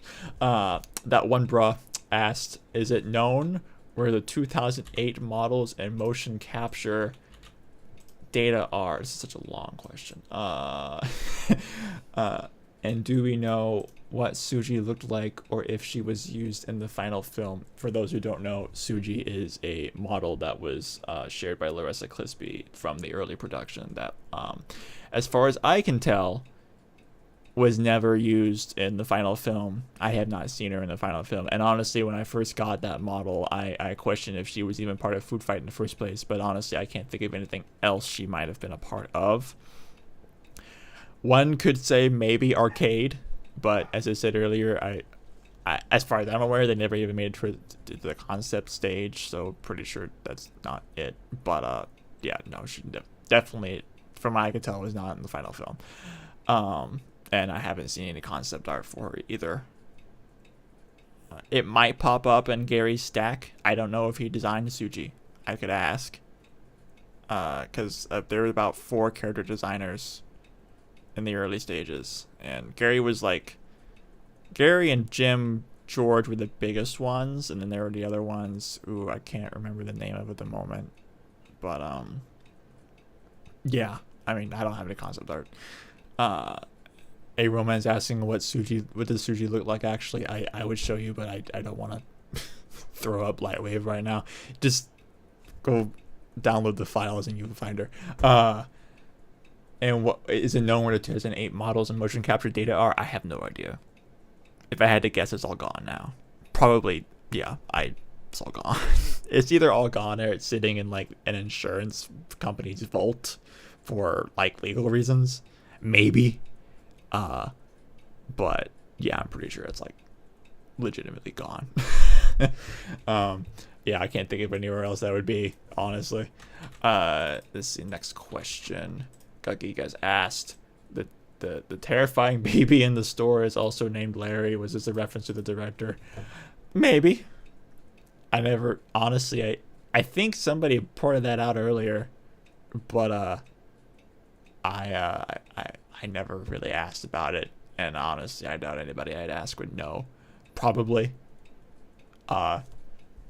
I mean, I don't know. I can't. I don't have any definite answer for that. I would like to think so. I think it'd be funny. Here's a fun one. Did Mona Weiss? Oh, asked by Coolio. Did Mona Weiss write that long comment about cleaning dog diarrhea? We don't know, actually, because I actually asked Mona this question. And she doesn't remember. So, maybe. Probably. Yeah. there's no definite answer on that, and the only person that can answer that is Mona. She doesn't remember, so it's possible, probably, maybe. The next question asked by Gookieek is Stephen Stanton is credited for voicing Mr. Clean, but he doesn't say anything in the film. Was this a deleted scene? Probably. I know, because he talks in the storyboards. Yeah, I mean, that's all I could think of really. Is that's what that was for, and then I guess they cut it later on. But yeah, I mean, Mr. Clean does have lines in the original script, for like 2 lines, but he does talk, so that's probably where that came from. Quick segue. Luke, the Source filmmaker guy, has asked, "What about the other 3D model you going to post?" Please elaborate what that means. I don't know which model you're talking about. Carol Trett also asked, this is my favorite question, do you think Lady X hacked Foodfight? Yeah, I think so. That's probably what happened. Gukgeek asked, I've heard that Captain Crispy was supposed to be a real mascot instead. I'm not sure if that's true. Probably not. Yeah, probably not. I mean, because Crispy has existed as a character since around 2001, 2002. And yeah, I mean, it's possible an official mascot was meant to play his role in the early stages, but I have no idea. I mean, going off of what Foodfight initially was supposed to be, 90% of the characters were supposed to be actual mascots, and they just slowly got replaced. Yeah, I mean, I don't know for sure if Crispy was supposed to be played by a different mascot. Probably not. Or if he was, it was like really early and barely made it anywhere. Let's see. A Roman asked, what are cucks? And I'm going to that's referring to a line that our voice actors said from Larissa Crispy's dissertation about her experience on Foodfight, and I have Cola Luna here to clear that up. So I'm Cola Luna. I voice Larissa in the documentary and also lend my voice to other things. I meant it sounds like I said cucks in there, but I definitely said cuffs. I'm sorry about that.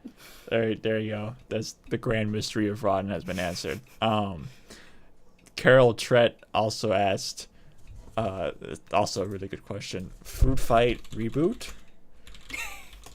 And yeah, no, yes. Maybe, possibly. I'm not making it. Somebody else can. Go for it. I don't care. I'm not doing it. I don't really want it, but I'll watch it if you make it. That one bra has asked, let's see. If you ever find a way, continue, to get the rights for Foodfight, what do you plan on doing with it? I don't know. Sit on my throne of Foodfight merch and glory in the fact that I have defeated the beast, I guess. I don't even know what I would do with that, I'll be honest. I'd probably make Foodfight shirts. That's all I can think of is make Foodfight shirts. I would love a Foodfight shirt. I don't have any Foodfight clothes. And I would like one. Larry has a Foodfight hat, or at least he did, and I'm dying for one of those. I think I deserve one. To add on the cuck question, a Roman asked, "But what are cuffs?" Like the end part of a sleeve. Yeah, that you fold. It's part of clothing, part of a shirt. Yeah, it's pretty normal. Speems asked, "Why does the weasel?" It's a really good question. Why does weasel look like poop? There's actually an answer for this. Because originally he was meant to be a cleaning product mascot, which seems ironic because he's dirty. But you know, because like, you know, cleaning things have dirty things as mascots because they're meant to be the enemy of the clean, you know. So that's like what that's supposed to be. He's greasy and gross because he's the dirt in your bathroom. That's it. That's why he looks like that. And then they changed it to Cheezel Weasel.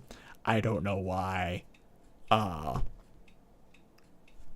Just cause I guess they thought it would sound better. Who knows? But because of that, now we have gross cheese, which is far worse. Like originally it kind of made sense, but now it's just this nasty poop monster thing for advertising cheese. It's just weird. What was I gonna say?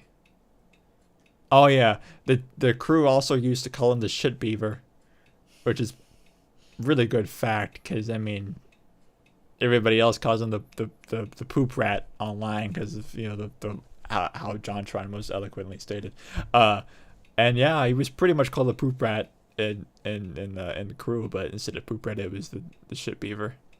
I don't know which one I prefer. They're both pretty good. Otis asked, and I'm gonna put this up there. How do you do your research for I mistyped this, for the video? Hold on. For he video. I think I kind of answered this question earlier. I sit down and I obsess. But yeah, no, I just print out the names and I just dig. And calling people and emailing people is like the best thing you can do for research, and it sounds so glaringly obvious, but you would be surprised how many people don't do it. Just pick up a phone and call somebody. Sometimes they'll be pissed, but most of the time they'll be happy to talk. Just do that and email and call. And then if you're like, how do I find somebody's phone number? Did you know there's like these websites that you can look up somebody's name and their location, and then they'll just give you their phone number? It's kind of terrifying, but it works, especially for I mean, if you're doing it for research reasons, I mean, I don't see the problem. It's basically the digital equivalent of a phone book, except you don't really get an option of whether or not you're going to be included. You're just there. I already answered the next question about Coke Banana, but the question after that, let's see. Geek asked, do you plan on doing the same thing for other obscure, weird animations? Probably not, honestly. I really have to be really interested and obsessed over something that makes something this big and invest this much time in it, especially since I'm not being really paid. I mean, because I'm being paid now because of monetization, but before that I wasn't being paid doing this at all. I was just doing it for fun. Yeah, I can't think of anything I really want to cover this extensively, especially in the world of animation and even more so obscure animation. Like yeah, just I can't think of anything. I mean, there's a video I might be making about Balloonatics, because I have a lead that has a copy of the lost Christmas special that's been lost for like 20 years, whatever. Maybe, but that's like the only thing I really have on my plate about that even comes close. I saw somebody made a video about Dougal recently, and it was basically like Rotten but for Dougal, and I watched part of it. I can't remember who made it, but I suggest watching that because it looked really good. So yeah, that Dougal video looks pretty great. Never watched Dougal. I should watch it. I've watched Foodfight. I should watch Dougal. There's also that one movie about the anthropomorphic dinosaurs from the 2000s. I can't remember the name of. That thing's hideous. Anyway, next question. Asked by the English Scotsman. I thought the movie was released in 2012. No. Kind of. It was released in 2011 in theaters.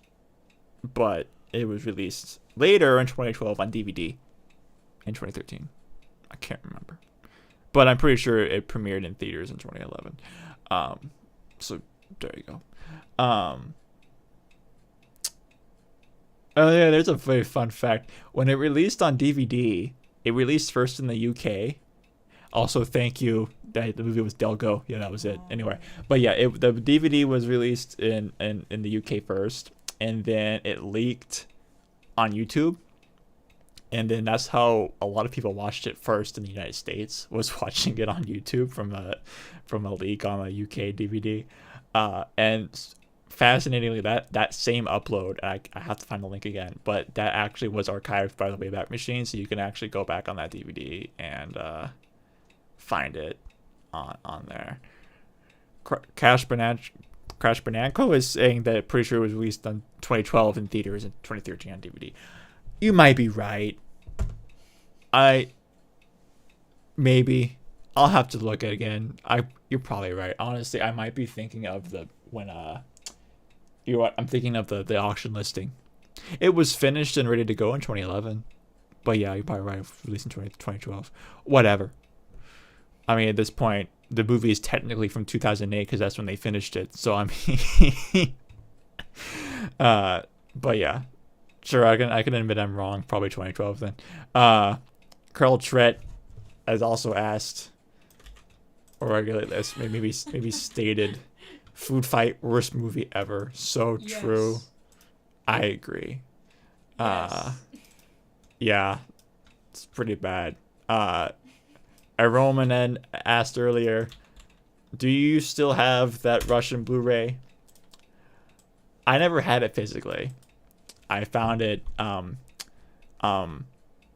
alternative means, which aren't too hard to find online digitally. You know, I still have the file somewhere. Yeah, it's pretty great. Yeah, I think Foodfight's available in HD now elsewhere in the United States, but yeah, for a while the Russian Blu-ray was like the only way to watch it in HD. It's pretty handy, honestly. If you look at it close enough, there's like textures that are like pixelated because it's HD, so now you get to notice how everything looks so bad, and the models weren't even like subdivided properly, so you just get to see all the rough edges and polygons and shit. It's great. But that's the rest of the questions I was asked earlier. Would you like me to read off some questions that you missed? Yeah, like scroll up as far as you can. Okay. Some stuff. Okay, now Cola Luna's going to ask me questions. I'm interviewing you. Okay, you're going off of the questions that you people asked me. Like a while ago. Okay. The Big Bad Fox asked, "How did you come up with the idea for this video?" I don't remember. I watched the JonTron video when I was like 14, and I don't watch JonTron anymore, but I was a huge JonTron fan back then, and I think I may have watched that stupid Foodfight review like 15 times, maybe, God knows. And every now and then I would just get back interested in Foodfight in general, and yeah, I mean, I just kind of, one time I just got back into Foodfight, and then I just didn't stop, and it just kept snowballing, and here I am, unfortunately. Sport to my benefit and demise. Give me a minute. Where is I'm sweltering in here. I gotta turn on my fan. Okay, what's the next question? Brundlecarf, I'm so sorry, asked, who is the best character? Who is the best I assume character? they mean in like your opinion, or like just in general. In my opinion, the best character. That's a good question. Should you like do like a let's change that to what's my favorite character. Okay. And my favorite character is probably, I want to say Harry Holt. Mm-hmm. I just like how he looks, and I think he's funny. I mean, that's it. I mean, Harry Holt or Cheezel. No, actually, I like Daredevil Dan as well. Pretty big fan of Daredevil Dan, even though he's kind of racist. But, he's funny. Let's see. What's the next question here? Get closer to the mic, please. Hey, Roman said, I just pointed this out because it was really funny when you started speaking. This person, hey, Roman said, "Is it just me, or does he sound like Marlon Brando?" I think at you. I don't know. I don't know if that was at you. Is that like me at or someone somebody else? If I sound like Marlon Brando, thank you. That's a huge compliment. Maybe. I haven't watched Godfather yet. I apologize. Geek says Lord Flushington the God. So true. He farts and He Welcome to the loves Jungle Welcome to the plays. Jungle. Yeah, it's pretty great. He's the best character. What are you talking about? Yeah. What's your favorite? Okay, what's the next question? Something Creation said, is it still not too late for Food Fight on ice? I think it's too late. I don't think it's too late. Really? I think, realistically speaking, yeah, it's too late. But like, in my dreams, it's not too late. I'd watch it. I would it be a musical ice thing, or would it be like normal? Because I wanted to be like a musical show, and then that would be pretty great. Yeah. I mean, it's too late to do it commercially, but I mean, if somebody did it independently and locally, I'd watch for sure. What's the next question? Ludris442 says, have you contacted any of the members from the post 2008 Firersmen Fund development crew? One. Talk to one person. Cause they'd pay to see it. Because it's not really easy to find that. Because I mean, I think there's like 2 people on the credits that's listed as specifically being from Fireman's Fund. But that's it. And that was the editor, and he said I couldn't tell me anything because of an NDA. That's it. What's the next one? Daniel I'm sorry if I mispronounced your name. Daniel Lavertard? Cartoons, Plans, and Other Projects says, I remember there was an additional studio up in China who did the texturing and lighting. Is that true? I've heard of that. I haven't heard of it from the crew though, so like I think I've only heard of it as hearsay from like people that also research Food Fight. Maybe. I've never heard of a Chinese company being involved. I've heard of a Korean company being involved because they were investors, but no, I never heard of a Chinese company being involved. I maybe, but possibly seems unlikely. I never heard of it from reading anything, so probably not. What's the next one? Slippy asked, I remember you mentioning something about an AI music video by Larry himself in the comments of the documentary, though I couldn't find it anywhere. Do you have some sort of source for this? Could we like put it on screen? I thought we watch it together. Can we put it on stream? Let me find that. Touch of the Mad. Yeah, there it is. Guys, go stream Touch of the Madness. I think I should probably download this because I'm scared he's going to delete it someday, and then that would be so sad. Would you get copyright struck? For no, this, I or won't no? get copyright Okay. struck for this. But yeah, let's change that to let's see here. You're gonna get a kick out of this. Okay, yeah, this will work. The best music video you're ever gonna watch. Okay, let's see. Prepare yourselves.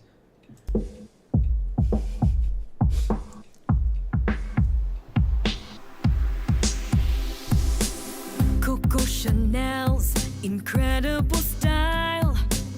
Da Vinci made Mona Lisa smile. Van Gogh gave a starry night, this is definitely like just for context, Larry wrote a book. That's the book right there. A Touch of the Madness, which is like kind of like a autobiography and self-help book for executives. Cleopatra changed Egypt's fate. Can you hear the audio? Oh, I hear the audio. Okay. I'm so sorry. Sorry, Okay, hold on. I'm so sorry, guys. You missed. There, all the you music. missed the awesome. You missed the awesome music video. Okay, here we go. Here it is. Let's see. Okay, this is what Larry's doing now. It's an advertisement for his new book, Touch of the Madness. I've read part of it actually. It's actually not bad. It's kind of catchy. Video is not great. There it is. It's showing. I mean, that's What? No way. like we have regular like people here, like, actual real life people, and then we have like random AI shots like that. Yeah, pretty good. So anyway, that's what that is. So it sounds like a woman said sounds like a bootleg dumplings to die. You're kind of right. It's true. You're right.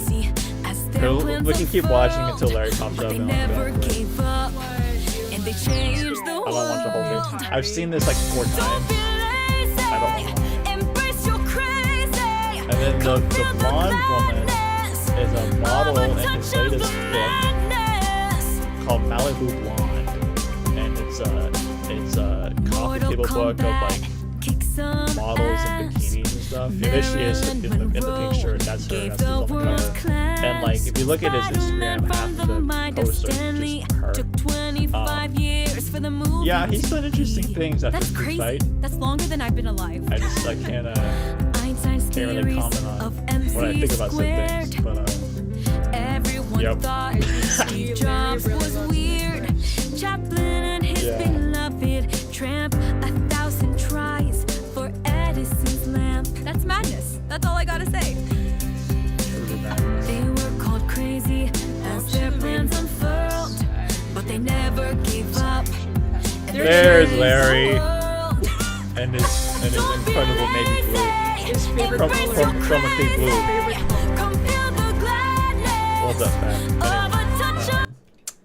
Back to this. Sorry to everyone in that music video. I hope they got paid though. Is Larry still active? Yeah. He's still alive. Yeah, good old Larry. So far. Anyway. I'm gonna go back to the questions. Yeah, let's go back to the questions. Back to the questions. Okay. Creative Temporary asks, first off, amazing work on the doc. My question is, do you think the original version would have been remembered as much compared to the version we got, in parentheses, and the crazy story behind it? Yeah. Well, no. I don't know. I just did an interview yesterday with a YouTuber. I'm so sad because I forgot his name already. Because I'm bad at names, but he's a French YouTuber and he should be having a video out with an interview with yours truly soon. And I don't look very good in it. But anyway, I don't think Food Fight would not be anywhere near as I wouldn't say legendary, but I guess noteworthy had it been finished as intended in 2002. But it would have been a hell of a lot better. Not good, but I think it would have been a hell of a lot better. I think it would be a step below Hoodwinked, because Hoodwinked's actually good because of the writing, but like this is Hoodwinked without good writing but better visuals. So like I don't know. I'd enjoy watching it. I like watching cheap 2000s animated movies, or not even cheap, just like outdated. And Food Fight would definitely probably be on my watch list. I'd probably watch it a few times had they actually finished it the way they wanted, but I can't really watch it now. I've seen it enough times, and I don't really have any intention of watching it again, at least not right now. But I probably would watch it a whole lot more had they actually finished it properly. But yeah, I'm glad you enjoyed the documentary. What's the next one? Carol Tretz asks, okay, so Rotten, next video, please. Eventually. Are you making a Rotten part 2? I mean, I'm not making anything else on Food Fight. That's over. Forever. Like, I hate it. No, like honestly, I'm never making another video about Food Fight again unless something huge happens. Like if I'm given a tour of Threshold Studios and Larry himself talks to me on camera, definitely vlogging that. I'll make a video on that. But until then, there's never be another Food Fight video. The next video on this channel is probably going to be about Arcade Carpet, and it's literally 3 minutes long, and it's probably going to be very disappointing for many of you people. But it's a video. It has better mixing.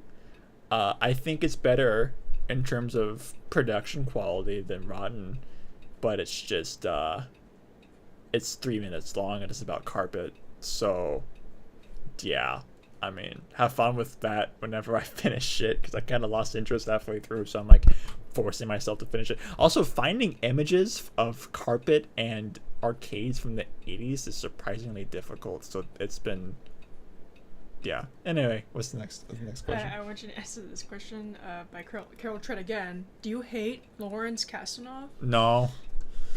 I never met him, so I can't really give an opinion about the guy, you know? I think he's silly. Like, I think a lot of his practices in the studio were wrong, and I think he may have been a misogynistic person. Mm-hmm.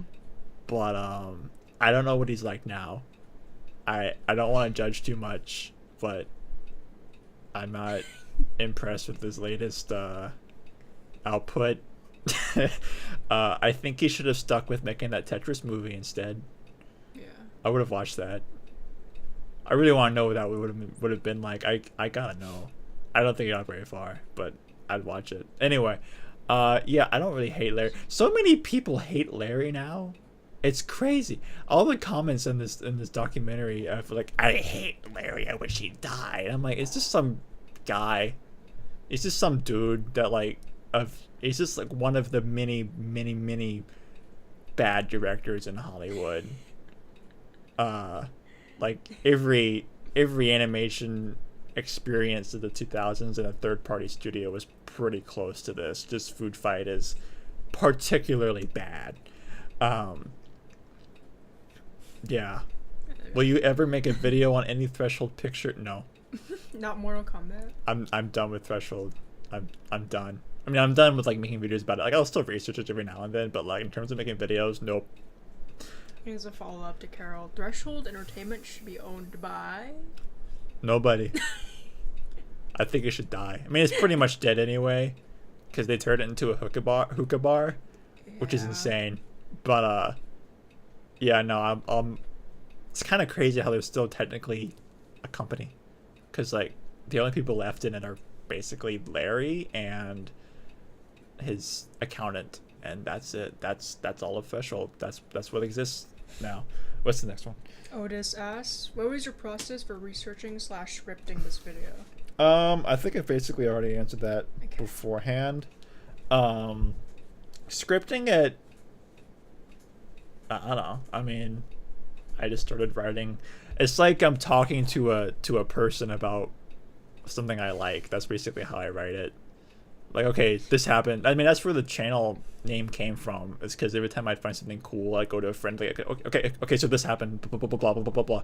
And that's how I start, like, every info dump, and then that's why this name came to be. And, yeah, I've pretty much already answered how I made this, particularly. This is calling people. I mean, there's tons of fun, exciting stories. But in a nutshell, is I went on Google, I found name, I call name, I talk to name, and then I write thing that they told me down, and then I make video, and that's pretty much my life in a nutshell in general, actually. What's the next one? That one bro, 196, asked, oh yeah, were Vlad's lines improved? Were Vlad's lines improved? Like, from what? From what? Yeah. I mean, I know that I'm pretty sure whatever they wrote initially for Vlad, I don't think they ever used, because the actor they got for Vlad, I can't remember his name, improv like most of the lines. I kind of like Vlad just because most of it's improv, so like it's actually kind of funny. Like the chocolate. I smell chocolate. Are you chocolate? Really? You know, I like that part. It's pretty good. But yeah. Anyway, what's the next one? This is was related to the past Daniel question about the texturing and lighting from China. I assume you're not gonna know the answer, but I want to ask anyway, just in case. There was a studio up in China who did the texturing and lighting, and it's in the credits. And I'm wondering when they hired them, was during Threshold's time or when Fireman Funds got the movie. They're in the credits? Oh, now I'm embarrassed. I never noticed. Oops. Damn. If I had to guess, it was done at least around 2005 when they switched to mocap, or it was done in yeah, when Fireman's Fund took over. So but I that meant one, bro, meant improv. Improv. There you go. Okay. So you already answered. But yeah. Improv. I know sorry. Fireman's Fund, they got a company called Digi something. Shit, can't remember. But that company, I think it was Canadian based. I cannot remember, to be completely honest. And I don't remember them mentioning anything about China company. But yeah, I don't know where they came in. I have no idea. I have no clue. Sorry. Aaron Lowe asked, what were some planned characters in Arcade? Oh, I already answered that. Okay, I said I don't know. Oh. Somebody asked a question earlier, and I was going to answer that. Let's see. Oh, Zoe, I already answered that question, but what was my favorite part of the search for the film? You might have to backtrack later. I definitely answered it. There was a question here. That was a good question. Oh, yeah. Will I share all the interviews in their fullest? Maybe. Gotta ask Maybe. permission first.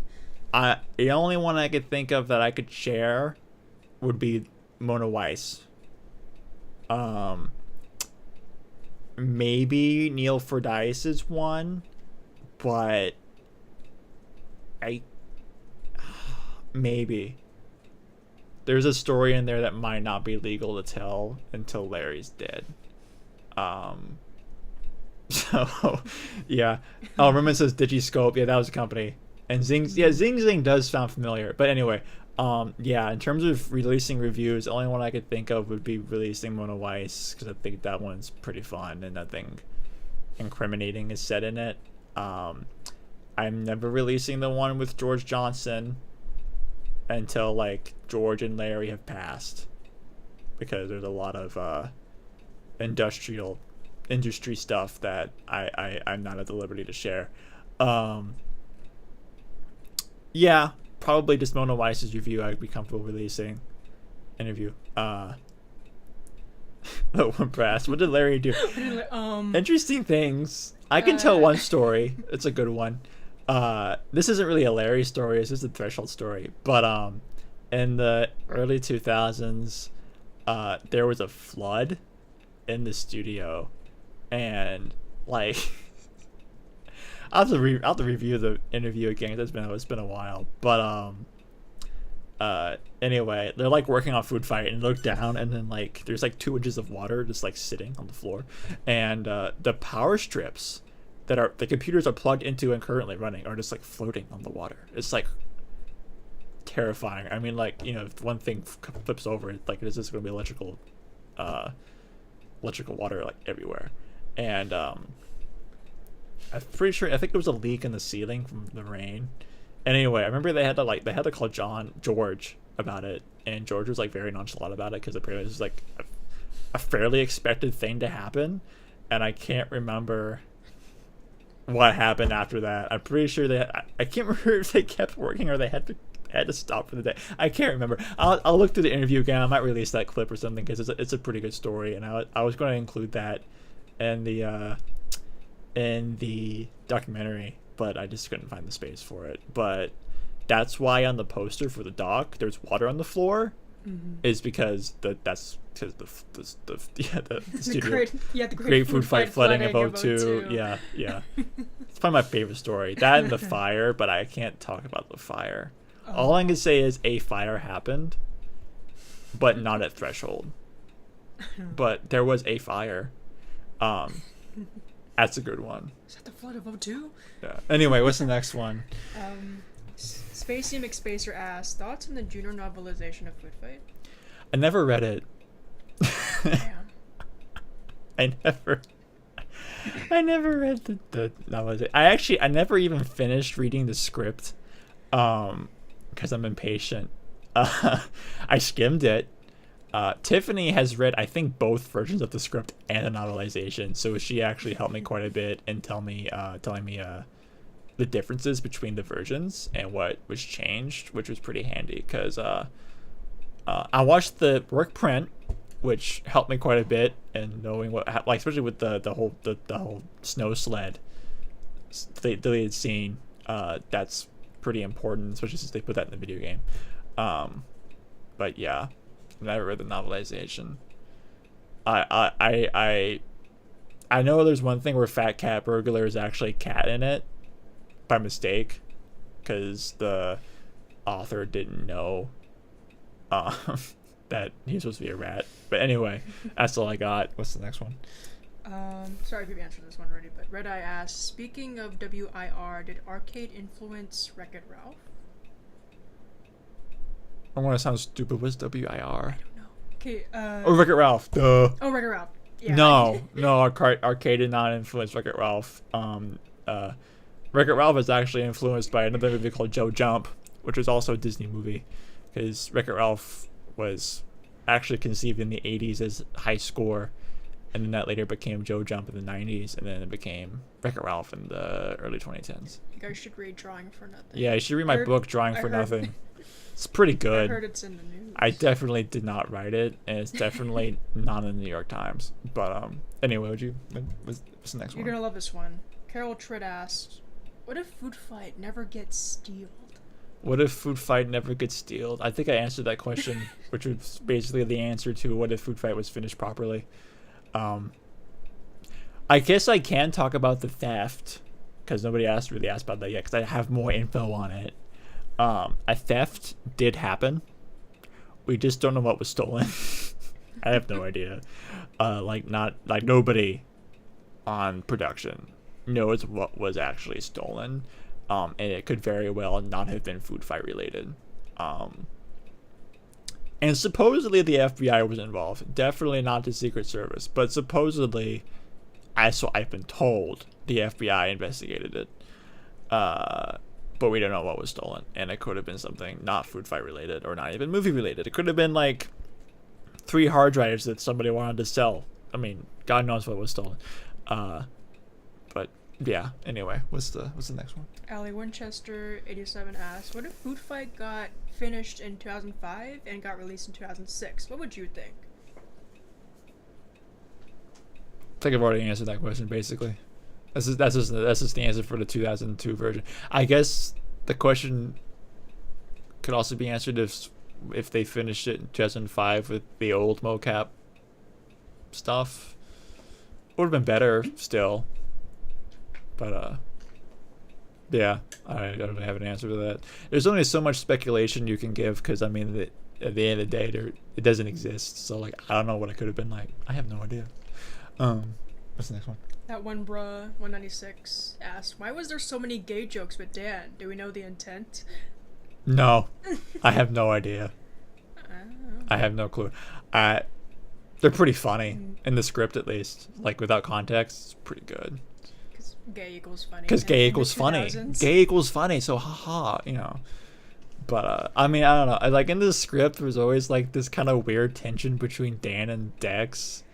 That's like supposed to be funny, but it kind of hits off too well. Too so serious. like, yeah. So I'm like I don't know. Sometimes I'm like, does Dan actually have a crush on Dex in the script or something? Like, what's going on? But it's real. Yeah, I don't know if there's actually a particular reason. Probably because gay equals funny in 2002. So like, duh. But anyway, what's this one? Let's see. Tom Day asked, "Would the comic strip movie be like Garfield Gets Real or original Roger Rabbit book?" I don't know. All I know about Sunday Comics Caper is that the comics come alive and they come together, and that's it. I don't even think they wrote a script for it. I'm pretty sure they didn't write a script for it.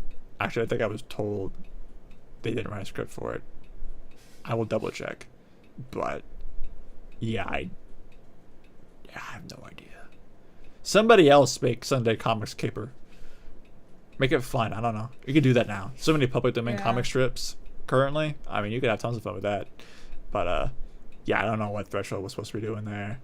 I don't think it got very far. It's like Mascot. I don't think Mascot got very far either. It just went, hey, we should do this, and then they didn't do it because Food Fight was a disaster. But anyway, what's the next one? Buddy Epster asked, "Were you able to find anything from the Afterlife TV pitch they did?" Larissa Crispy has a copy, from what I remember, but she's busy, so it's taking a while for her to upload it. She has a channel where she's been uploading things. Can't remember the name, completely honest. I will find that and then I will post it somewhere. But Larissa Crispy's been posting old animations she has from Threshold, not Food Fight related, just like the Threshold website from like the 2000s. She's been posting stuff from that, mostly the nasty grams that they had back then, which were like little flash animations you could email your friends to say like I hate you. That was basically that's what she's been uploading so far. And then she has a few episodes of what's it called? Where are the Tunes Now on there. Friend of mine, Riley, also found a few episodes of The Producer on one of Larissa's other channels, one of which we didn't even know existed. So I don't know how many episodes of The Producer they actually produced. Tom Vay says, wait, I thought the Afterlife pilot was already online. It might be. I can't remember if that was a clip or if it was the whole thing. If it's the whole thing, have fun. Riley has just told me that Larissa's channel was called Jawprint, so there you go. The channel is called Jawprint. So go find that and watch the terrible flash animation of 2001. What's the next one? Rebranding asked, are you guys planning on rebuilding / reanimating Foodfight but with the 2002 footage? No. That's a lot. No, I'm not doing Seems that. like a lot of work. I've seen a few people say, hey, we have the models, we should remake Foodfight. Go do it. You could try. Go do it. I'm not helping. If you have but have fun. Talent and I mean, time. I'm not doing that. I'm not helping. I will be a historical consultant. That's all I will do. But otherwise, feel free to make whatever. I want people to have fun with the models, but I don't want to be involved in another Foodfight 2 or Foodfight Reanimated, whatever. Just yeah. Anyway, what's next? Oh, just one person asked, who made that render? Are you referring to the Naked Lady X render? Because if that is the question, I have no idea. Who knows? I don't think anybody knows the answer to that question. So asked, did you read the 1997 Foodfight treatment? I don't have it. I made the mock-up and the documentary look too good. It's fake. I made that. It does exist, just to be clear. But the picture I use, I made up. That's not a picture from the thing. The only person I could think of that would have it would be Larry or Joshua. That'd be it. How long will it take, as in making the movie? Who knows? 2 years, maybe. God knows. Larry knows. Larry probably probably knows. Anyway, what's the next one? Aaron Lowe asked, are you going to do more videos like these, but with other movies that were changed drastically into different films, have trouble production, or got canceled? A long time ago, I was going to make a video about a movie called The World's Greatest Lover. And that's a live action movie, but it's a really obscure one that was directed and starred Gene Wilder. And that was actually going to be my first video on this channel, and I just didn't do it because finding documentation on it is nearly impossible because of how obscure it is, and then it failed. But it's a really funny movie. So that's the only movie. Oh, then I was also want to make a movie about toys, the movie Toys from 1992. You're gonna make a movie about toys. Make a movie about toys. I'm making a video about toys, and I want to do that eventually. But yeah, kind of another World's Greatest Lover situation where documentation on it is slim, especially behind the scenes stuff. And what's sad is there's a whole documentary shot about the making of Toys, but Toys failed, so they never finished and released the documentary.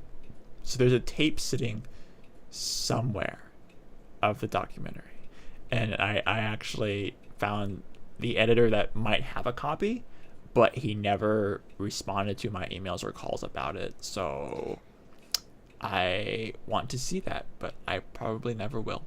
So yeah, Toys and World's Greatest Lover are probably the only other movies right now that I would want to cover, but documentation on them is so slim that it's not going to happen, at least not now. But yeah, what's the next one? I think JT Composing is offering to make music. Oh yeah, I mean, you did great music for Foodfight, Rotten. So I mean, yeah, if I ever have another project that needs music, I'll definitely let you know, for sure. I mean, the next big documentary is going to be about the computer graphics lab, and I might need your help with that. And I'm also going to be asking another person who I discovered recently if they would mind doing any music about it. But yeah, that's way down the line. First, I actually need to make it first. What's the next one? Allie, you're gonna love answering this question. Allie Winchester 87 asked, "What do you think of Hershey's really big 3D show?" Pretty awesome. He watches it all the time. I love Hershey's really big 3D show. It's pretty good. It's really stupid, but it's pretty good. Yeah, I don't have any other comment on it. I like Hershey's really big 3D show. Yeah, it's pretty good. I have like a collection of movies on like my computer, and one of them is Hershey's really big 3D show, and I watch it occasionally just because it's fun. I like it. I've never watched it in 3D yet. I still need to watch it in 3D, but yeah. Why So Good Lost Media asked, was the script lost with the data stealing, or did you guys use the same script without the production? I don't know how to answer that question. I don't even know what that's asking. I don't know what that means. I have no idea. If you're still in the chat, please elaborate. I don't have. I only have the 2005, 2006 scripts, and those were excavated from materials sent to the press and licensees. That's the only reason we have those. But yeah, next question. Let's see. A woman asks, I know this is gonna sound silly as shit, but what was the anonymous interviewee's job? Oh, there's a few anonymous interviewees actually. All I can say is that one of them was a designer, and the other one was higher up on the, I guess on the production food chain. I guess. Not really an artist, more of on the level of a producer or a director or a mixer or something like that. Yeah, that's all I can say. I can't give too much information because you're going to guess who it is. But yeah, anyway. Good night, Carol. Good night, Carol. Tomorrow we will not meet on live. I am not doing a live stream. I'm sorry, Carol. Alright, good night. Let's see. Allie Winchester 87 asked, when did Rotten get started? When did Rotten get started? About a year and a half ago. Maybe. Yeah. About that. And then I worked on it for about 6 months, and then there's a 3-month hiatus. And then there's another, then I worked on it again, and then I finished it, and that's it. Why So Good elaborated their question. Where? I can't read. Okay, I mean, was the script taken along with the movie assets, or just the assets? As I said earlier, we don't know what was actually stolen. I mean, the assets weren't stolen. We know that for sure because since Mona Weiss, who worked at the studio in 2005, said that she had to look through all of it and she found all of the Lightwave files, they definitely didn't. Nothing was stolen in terms of Foodfight assets. They still had everything. So I don't know. That part's definitely false because we have evidence of that. But yeah, yeah. Anyway. Will the stream be archived, or will you delete it? I'm pretty sure YouTube is recording it.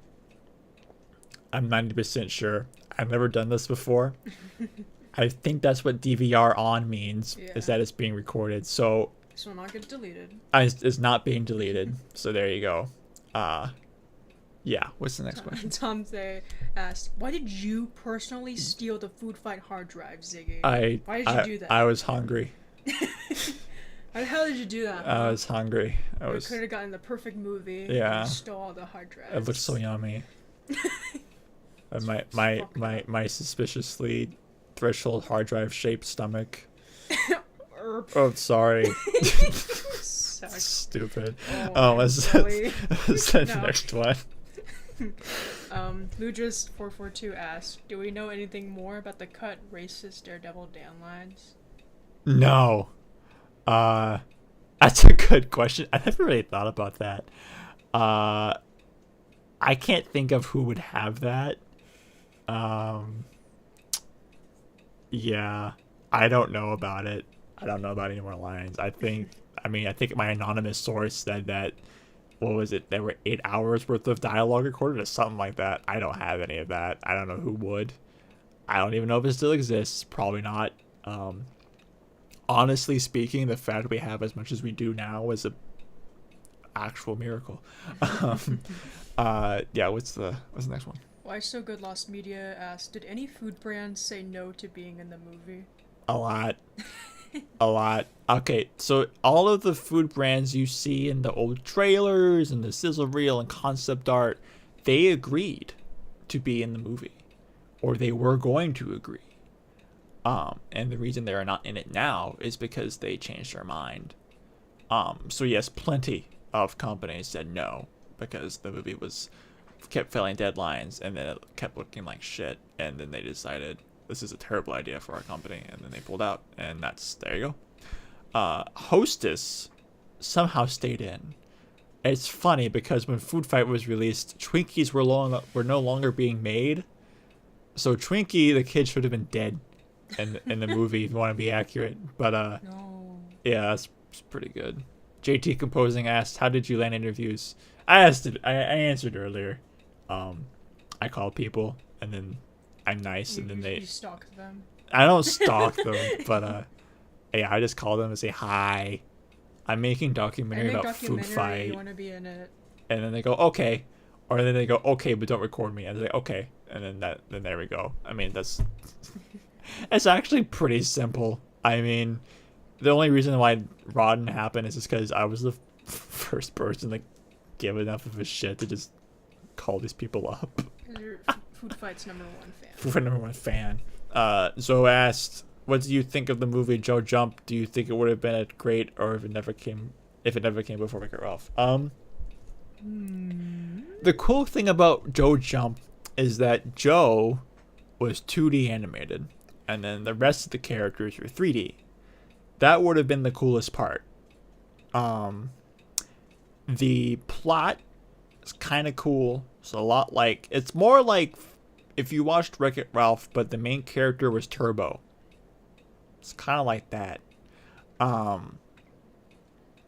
Yeah, it could have been cool. I don't know if it would have been better than Wreck-It Ralph, but Joe Jump's cool. It's one of my higher up favorite canceled Disney films. And I wish we knew more about it, but it's kind of slim on finding that. What are your thoughts on the game footage recently being found? I mean, I found it. It's like, oh, have you heard that guy found it? Yeah, I had no idea that happened, but I mean, that was cool. It's cool that you did that. I got that from co-founder of Cat Data Games, Harley Howe, who sent that over and put it in a Google Drive for me. And yeah, I mean, that was great. You know, it was really exciting. Yeah, I mean, he shared a lot more than I thought he would. And yeah, no, I'm happy it happened, and I'm glad that mystery's finally over, because it was really funny. Some people thought that was fake, like the E3 footage was fake, and I was like, why would you think that? Anyway, have you ventured into old Bollywood animations like Son of Aladdin? No, actually. I have not. I should. I have looked into some Chinese animation, like Havoc in Heaven. That one's pretty cool. I need to watch it. I've seen plenty of clips, but I actually need to sit down and watch it. I need to watch a lot more Asian animation in general outside of Japan. There's this one, I want to say it was an Indian film, but it was produced by some of the animators at Ghibli. I can't remember what it was called, but I need to watch that. What's Lawrence Kasanoff doing now? He is working on his book. Malibu Blonde. That is what he's doing. Donating to charity. Donating to charity. That is true. All of the proceeds from Malibu Blonde are going to charity. So that's nice. Probably doing book readings somewhere. And he's probably reading a book somewhere that probably has boobs in it. Let's see. Check your local Barnes and Noble. Okay, what's next? Let's see. That one Brun 196 asked, would Vlad have been written the same if he was still Count Chocula? No, probably not. I mean, I'm pretty sure most of Vlad's personality now comes from the actor, because it was improv. So I think he was meant. I mean, I think he was always meant to be more of be a womanizer kind of character. But I think it would probably be different. What do you think of the canceled Fish movie? Yeah, Zoas, what do you think of the canceled Fish movie starring Jim Carrey? We love it. You mean Incredible Mr. Limpet? We love it. It's gross, but it's great. Yeah. I wish they finished it. I would have loved to watch that. I'm sure it would have been absolutely hideous. But yeah, there's a screenplay floating for that around somewhere, and I would love to read it. But I haven't found anybody that has a copy yet. But yeah, no, Incredible Mr. Limpet with Jim Carrey, pretty cool. What's next? The English Scotsman asked, there were cut lines for Daredevil Dan, and then followed it up with, where did you hear about this? Oh, that was somebody else. That somebody else asked something like that. Somebody said there's cut lines for Daredevil Dan, and then they're asking that person why. I never heard of that. I mean, I guess there are. I mean, there's the cut lines that were recorded with Wayne Brady, but I don't know what they were, and that's mentioned in the doc. So, yeah, racist writing. That's all I know about it.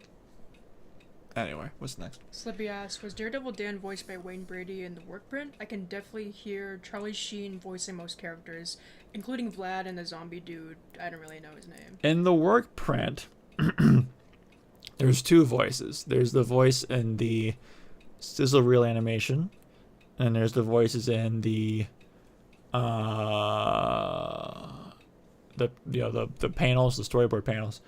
The voices in the sizzle reel were mainly done by the producers. So Daredevil Dan in the animation is voiced by Joshua Wexler.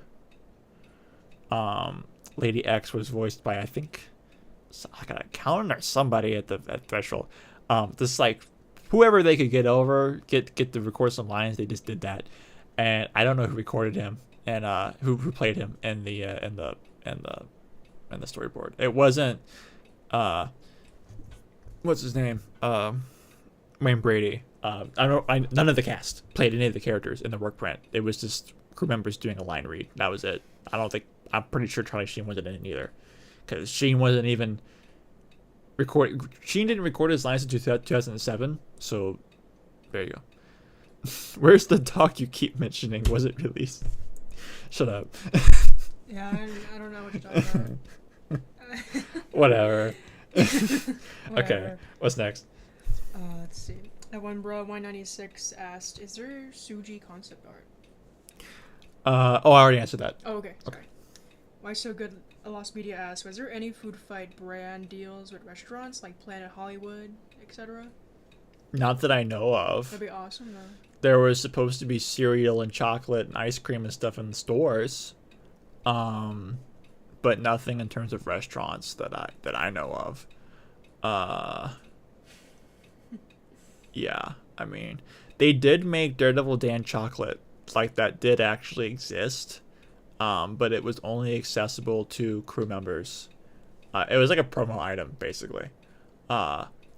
So in the packaging files that I've uploaded, there's a wrapper for Daredevil Dan chocolate that is actually real, and that was used on physical chocolate. So anybody who wants to make their own chocolate and use that as a wrapper, please send me a picture, because I'm so curious to see that be reality. Yeah, what's next? Brundle Carf asked, "What Foodfight merch is there?" In terms of released merch, there is the plushies, there's the sound book, there's the Find It book, and there's the novelization. But the novelization, as far as we know, was not released widespread. It was given one release, like it had like one run, and that was it. And that's why we only found one copy so far. There was also an adult version of the novelization. I can't remember who wrote it, but that was never released, but it was finished. There's also a ton of other books. There are different like chapter books and kids books that were written. Those were not released either, but they were on Amazon, and they're still technically on Amazon. You just can't buy them. In terms of unreleased merch, there's all the action figures that you could get, like little capsule toys, and then there's a few more plushies that look far better. There is a Cheezel Weasel that you can stretch his neck. There's an electric talking detective toy. There's a Daredevil Dance plane is the XJ1 that you could. There's like a trigger on it. You could pull the trigger and it spins the plane. And then there's Dex's price tag gun, and that's pretty much all I have. I'm not answering that question, Roman. That's a terrible question. That's just no. Oh, what's the next one? This is another a Roman question. How many times do you think Larry gooned off to Lady X? I'm not answering that question comment. either. I have a drawing by a crew member of Larry staring at a picture of Lady X, and we're pretty sure it's the same one with their boobs out. But yeah, it's pretty funny. Yeah, that's all I'm saying for that number for that question. What question did I say? How many times do you think Larry gooned off to Lady X? No, the other question, the edging question. Anyway, what's next? Let's see. Relic Cypher asks, sorry if you covered this already. How did you manage to find the build for the Foodfight game and its developers? I already answered that pretty much. Well, I mean, I didn't really get fully into it, but I'm not going to tell the whole story again. You can read the story on my blog called Mima Head, and the link is under the video for the pitch video for the video game. So you should look at the link for that, and there you go. So you can read the story about how I found it. It's so cool. Anyway, what's next? Let's see.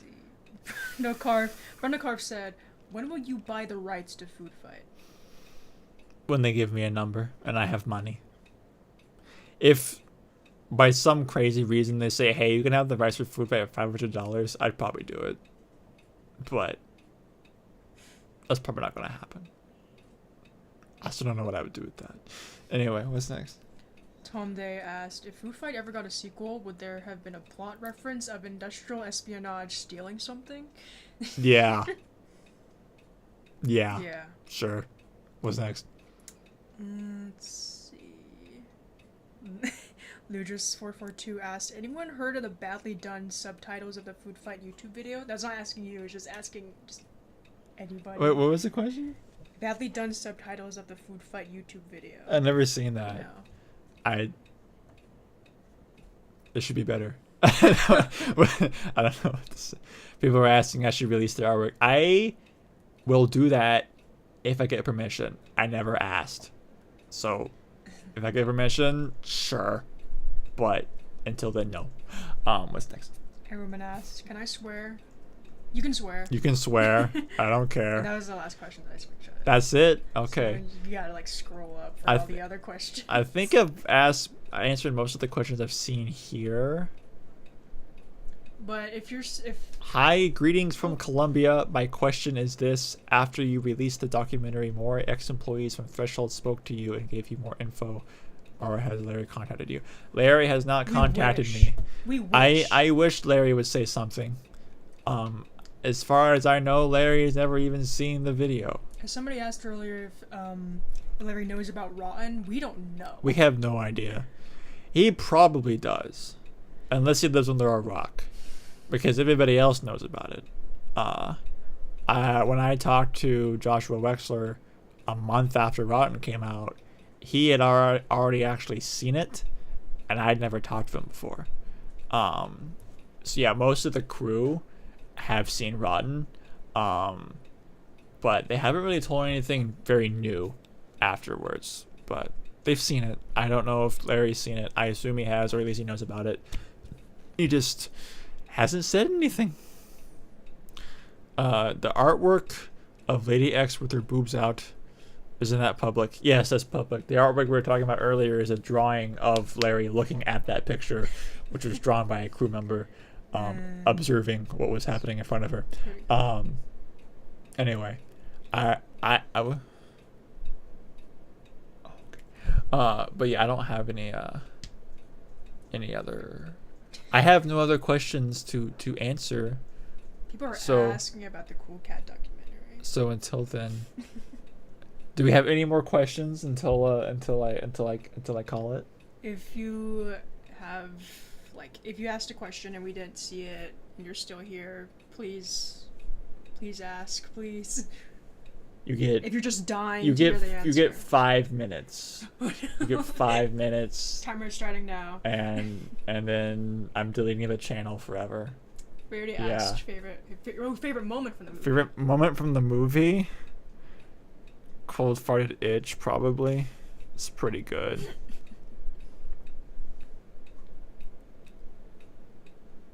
Would you visit Hollywood Boulevard if Larry Kasanoff got a star on Hollywood Boulevard? Would he? No. Would he get a star? Would he ever get a star? On Hollywood? He would never get a star on Hollywood Boulevard unless he paid for it. I wouldn't be surprised if he paid for one, but no, I would not. I've been to Hollywood Boulevard, so I wouldn't visit just for Larry. Do y'all think Larry still does the weasel voice every once in a while? Who I hope so. knows? I hope so. Worst part of the movie? All of it? I don't know. It's pretty bad. Honestly, I don't like the food fight scene. Like, the actual food fight. It goes on way too long. Like, I get kind of bored. I thought it was pretty good. Cool Cat documentary coming out. No. I've never even researched Cool Cat. I know what it is, kind of. That's it. I'm not doing a documentary about food fight. Lady X, smash or pass? No. That's not an answer. Pass. Someone has to. I'm not Larry. Thank you. This isn't the question. Hear me out. Dex. No. What do you think about it? terrible statement. Hear me out. Do you know much? Do you know how much the sizzle reel was reanimated to feature Dex's dog redesign? I have no idea. Probably as much as you see in the work print is what they had of him as a dog. Any personal work experience worse or comparably bad to Food Fight? Where? It's Any personal? like disasters. I've only had production one. I've only had disasters? one job. If you ask me about like my personal work experience, I have had one job, and I worked at a lab at my college, and that was fine. I quit because I didn't like how my manager managed things, so I guess that could be comparable to Food Fight, but in the loosest way. No, they're talking about like any examples of like production. Any other productions? Maybe. I can't think of any at the moment. Person Food Fight. Thief and the Cobbler, I guess, comes kind of close, maybe. But at least the director is a better person. I don't know. Maybe Frozen 2. I don't know.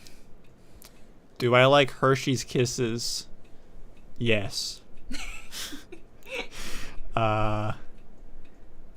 Oh yeah, JT asked what's my favorite Ghibli movie. Oh yeah. Castle in the Sky. Yeah. Mine is Princess Mononoke. What does the video title mean by screening? Well, I screened the documentary earlier. If you missed it, sorry. If you missed it, you didn't miss anything new. Any other Sunshine, Goodness, X-Lady, X-Shippers out there? Probably. Probably. Yes, a lot. I haven't seen any, actually. But there might be. Question is, how would you fix this movie? Asked REM50. It's perfect the way it is. Yeah. If you really wanted to fix it, you would have to make a new movie. Under the Brick asks, is it weird that they made all the models uglier after they switched to mocap? I don't know why that happened. I recently saw somebody mention that the textures were done to mimic what was recently done in Transformers at the time. That's why it's so detailed. But yeah, that's all I got. Do you like the Castle of Cagliostro? Yes. I have seen it many times. I've seen the dub and the sub.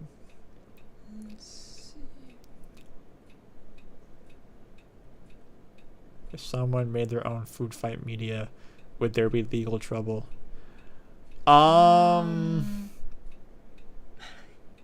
Maybe. Probably not. Again, it's owned by an insurance company in Germany who I don't think even knows they own it. It would probably be fine, but I also say that you shouldn't be super surprised if you got a cease and desist out of nowhere. Would you watch a Food Fight cinematic universe? No, I would not watch a cinematic universe for Food Fight. What? There's a surprising fan base out there for Food Fight. Not one that's like, haha, funny, bad movie. There's a fan base that legitimately loves the characters. And it's really interesting. You know, I never really thought people really liked the characters in this movie, but some people do. Which insurance company? They're called Allianz. Allianz. That's what the Fireman's Insurance Fund later became Allianz, because they were part of Allianz, and then Allianz reabsorbed it. Anyway, I love this comment from Slippy. Food Fight, but every character is homosexual and gay. Like, homosexual and gay are not the same thing. No, you're they're right. different things. You're right. Yeah. If anyone is going to claim some form of copyright for this movie, that would take some balls, yeah. Yeah, I don't know who would do that. Is Food Fight the best movie ever? Yes. Yeah, Food Fight's great. Ever. Do you give a spam? Do I give a spam? Yeah. Sure. You work out. I use the Time Master. Yeah. What got you interested in doing the rotten and See, now you're making me want to rewatch Food Fight, because now you're quoting Food Fight. Now we're gonna react to Food Fight. Now we're gonna screen it. Does anybody want me to screen Food Fight, and I comment over Food Fight? So it's like a director's commentary. It's the closest thing you get to a director's commentary. If there was a fucking director's commentary, is that wanted? That'd be awesome. Would you buy a product based on Food Fight? I already have products based on Food Fight. I have the Find It book, 2 plushies, and the sound book. The sound book I won for $1 on auction on eBay. Yes. So cool. Yeah, I have that. Too fast. Well, I think you answered this already, but what got you interested in doing the Rotten documentary in the first place, and how long did it take for you to finish the whole doc? Documentary took about a year. Interest was unfortunately JonTron. What else? Do you have a favorite part from any of the Food Fight reviews from over the years?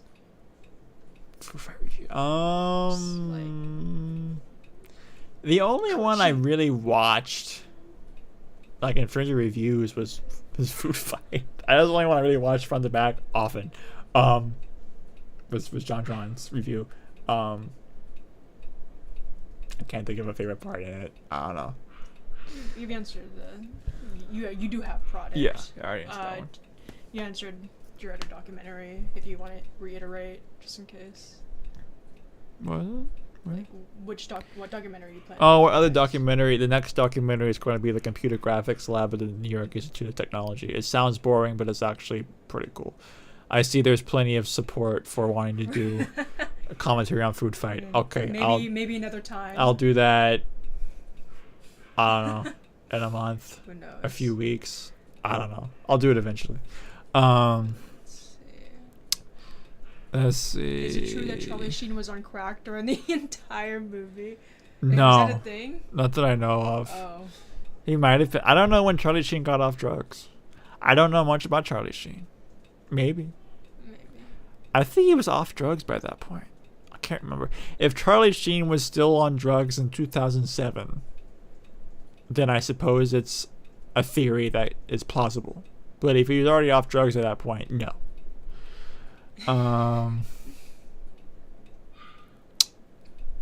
Okay, I'm out of questions again. You're getting another 5 minutes.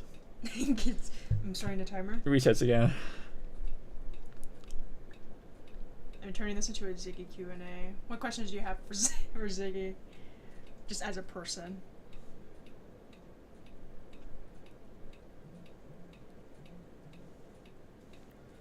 Do I think Food Fight should be preserved in the Library of Congress? No. That'd be hilarious though. Would Dex Do you smoke know? crack? Do you know that most movies in the Library of Congress that are preserved in the registry are Disney? It's crazy. There's like 2 movies that aren't Disney movies that are in the National Registry. It's Dex nuts. doesn't smoke crack. He smokes raisins. Yeah, Dex smokes raisins and drinks milk. What are you talking about? I am on a drug. It's called. I am on a drug. It's called Trishine. It's called Trishine. Hell yeah. Do you exist? No. No, I don't exist. This is a pre-recorded. You are message. imagining this entire live stream as you watch it. Pre-recorded. Sonic or Mario? Mario. I think honestly, I think I like both. Hilary Duff was 12 when production started. I think so, but not when she was casted. Hold on. When was she born? Hilary Duff, born 1987. She was casted in 2005. So let's crunch let's the do the numbers. math with Let's my little crunch the numbers. calculator here. She was 18 when she was casted, and then she was about 20 when she did the lines for Sunshine. So not as creepy as people say. Still kind of weird. Just a little weird. Are we Lupin the Third fans in general, or just Cagliostro? I'm a Lupin the Third fan. He showed me 3 Lupin movies so far. I thought it was 2. 2? Yeah, 2. 2.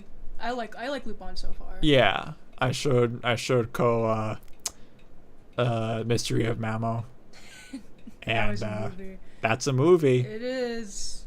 The part where they read Lupin's mind with the computer is my favorite part. It's boobs and cereal. I like that little guy. It's great. What made you interested in looking for Food Fight? Again, unfortunately, it was JonTron. That's what started it. That's why he's in it. I had a few comments to say, why'd you put JonTron in the video? Well, that's where it started for me. It's where it started for most people, I'll be honest. You don't support JonTron. I don't support JonTron's comments, just to make that clear. And opinions. And morals. Not great. Don't know why he said that. Red Bulb Universe asked, have you ever used any Mr. Clean products? Is it a good product? I actually have used Mr. Clean, but I have used Mr. Clean Magic Erasers, and they're pretty cool. This live stream is sponsored by Mr. It's Clean. yeah. Hey, if Mr. Clean wants to sponsor me, hell yeah. I'll take it. Under the Brick. I'd be pretty happy. Why do you think the movie has the weird / slightly creepy stuff in it? Because Larry is creepy. Larry was weird. Larry is weird. Larry is Larry. There's Larry. Would you care if Food Fight was public domain? It'd make my job easier. Yeah.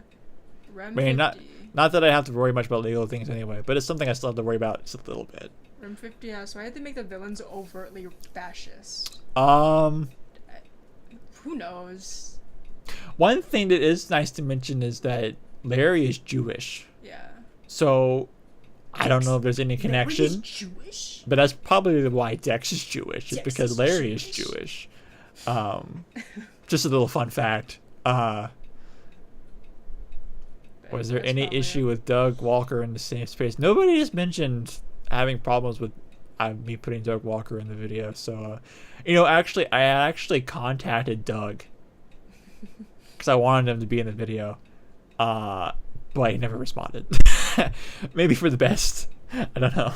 Why does he goon for Lady X then? You can be Jewish. You can be and Jewish. Horny. You can be Jewish and horny. You can be Jewish and horny. Shouts out. Larry loves Casablanca. Yeah, probably. Yeah. Do you think that Vlad Joe Cool was meant to be replacement for Count Chocolate? Yes, he was. They swatched.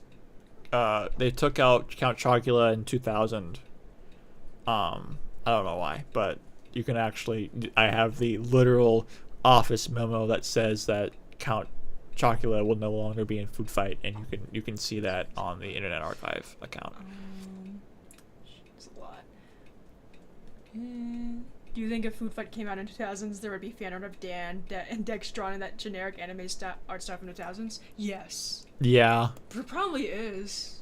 Like, just go to on DeviantArt or something. You know that one bruh, he does a lot of 2000s like Y2K style art. Hell yeah. And He's already drawn Daredevil Dan, and it looks pretty awesome. So you should check out his art. So this stream will be saved. It will not be deleted. You Yeah. can watch it again. Yeah. It'll be forever on YouTube. Yeah.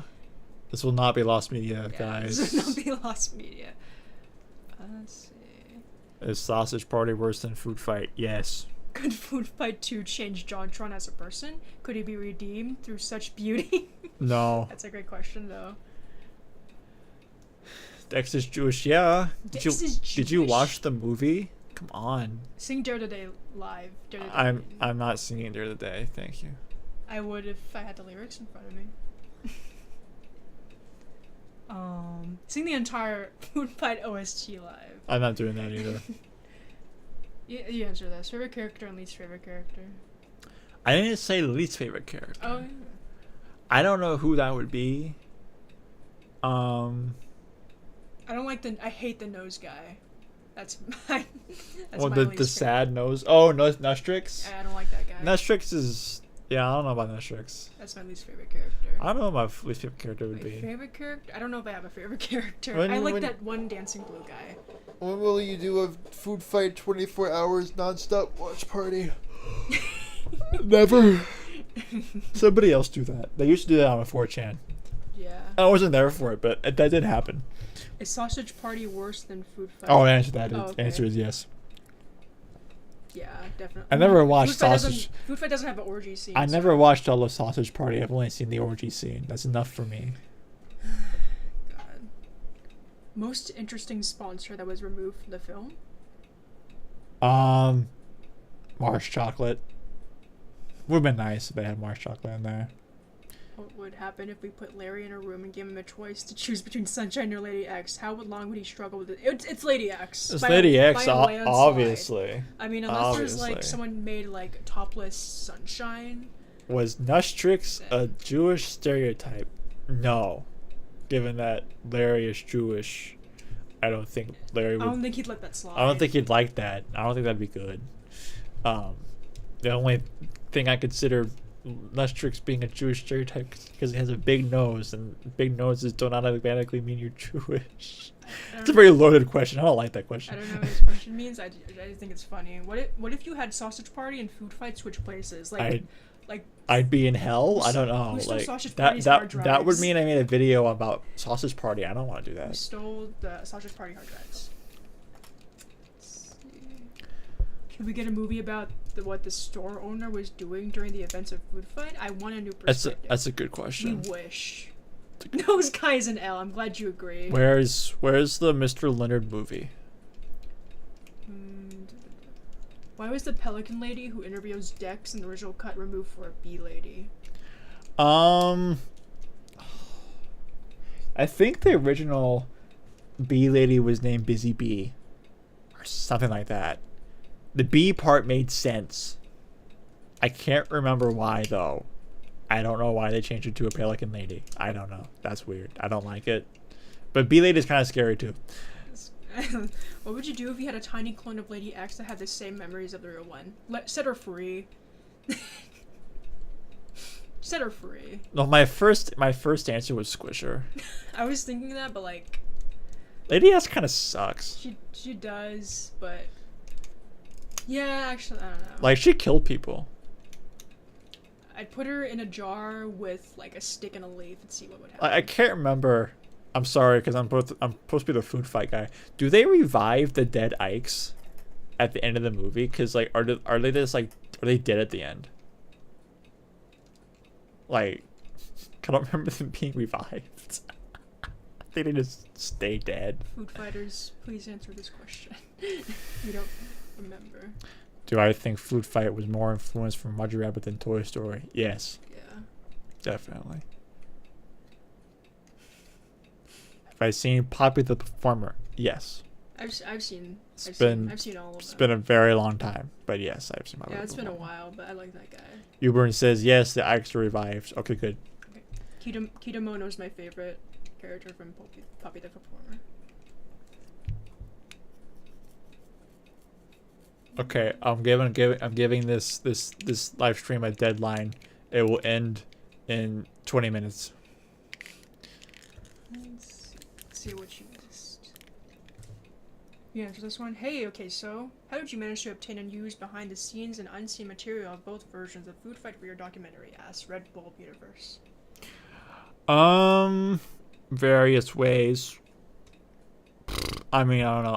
I got in touch with Larissa Crispy, and she was like, "Oh, I have some stuff on a whole hard drive." I was like, "Okay, cool." And then she found it, and then she just copied it off and sent it over, and there it was. And that was kind of the same way with most things. You know, I just got people to send me stuff if they had something. I was like, "Hey, do you have something for this movie?" And they're like, "Oh yeah," and they sent it over. And now I have like 4 copies of the same character design. But I mean, it comes handy, you know. It just, I ask for things if they have it, and if they want to give it, they give it, and if they don't want to give it, that's fine too.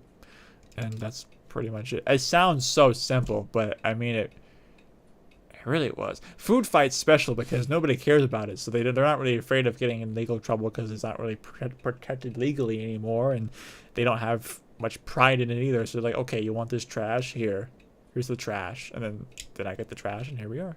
And one bra asked, do you think Dex and Sunshine are platonically married? I think they're romantically married. I think they're romantically married. I think they're actually in love. I don't think did they ever kiss? Even though they didn't kiss, I'm sure they're okay, like, I'll be real.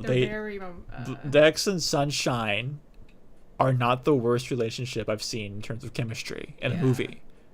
Like, you know, I think they're cute. They got that part right. I think they're cute. Yeah, you know. It's just weird that Charlie Sheen and Hilary Duff have an age gap. Yep. But you just don't think about that part. Just think about the characters. Zoe asked, will you find the couple of banana song played in 2011 trailer, the 2005 trailer, and some parts of the sizzle reel? Maybe. Will you? I hope so. I only got one person that might have it, and he probably doesn't have it anymore. But I hope so. I'm looking for it. Would you rather meet Dex in real life or Dan in real life? I'd rather meet Dex in real life. Who would you smoke with? That's such an interesting question. Who would you smoke a bong? Like, who would you I feel like with? Dan would be a lot more fun to hang out with. That's true. But like, if you're a woman, or just like, just not. That's the reason. Just not a straight male. I feel like he'd say something weird. Even if you were a straight male. Because, like, he catcalls women all the time. Not great. Yeah. Anyway. I like this question. Bruno Carp asks, imagine if Larry and Jontron both are about to fall off a cliff. Would you save one of them? I don't think people should die.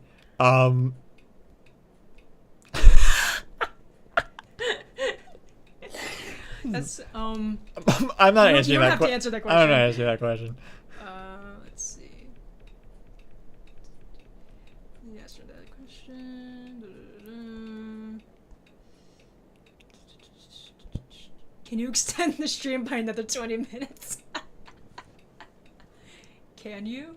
It depends if I have just a ton of questions that need answering. Sure. I got the DVD set with my Food Fight DVD. Gotta build the unsettling CGI collection. Any suggestions on what to add? Asked Benny Epic. It's a good question. What was that movie? The Dancing Pumpkin. Yes. Get that on DVD. It's not 3D, but Titanic Legend Goes On.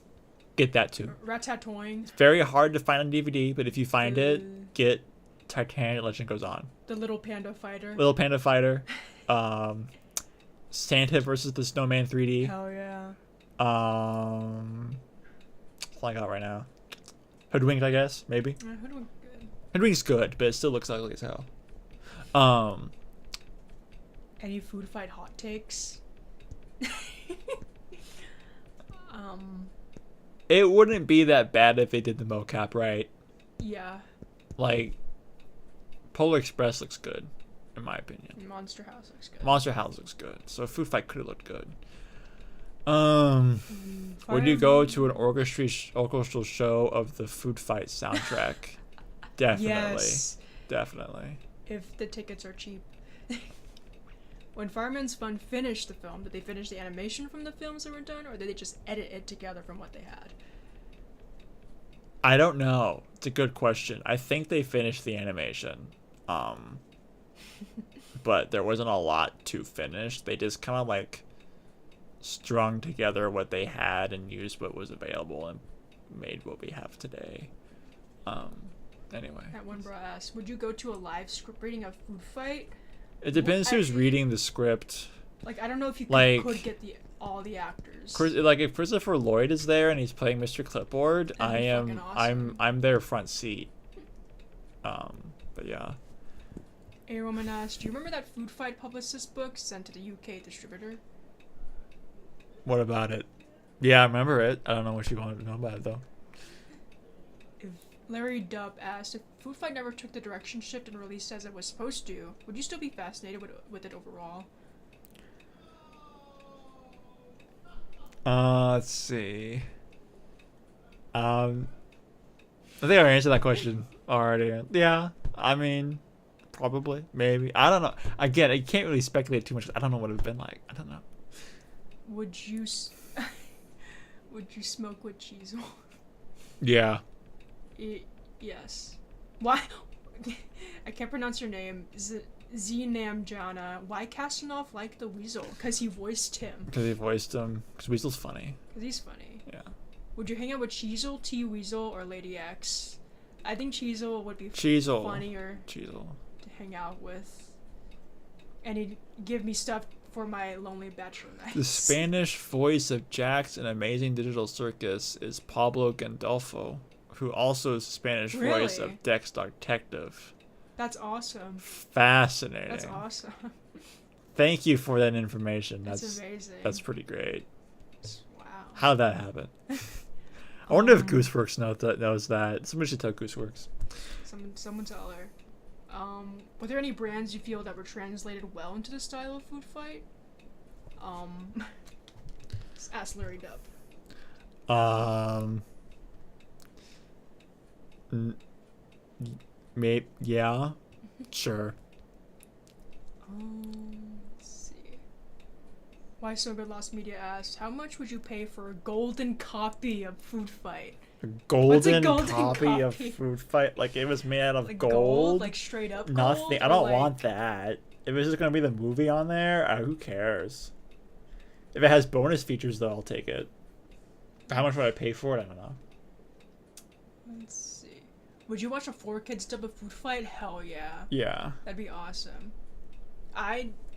If I could like land a role in like a 4Kids dub of Food Fight, I'd do it. Let's see.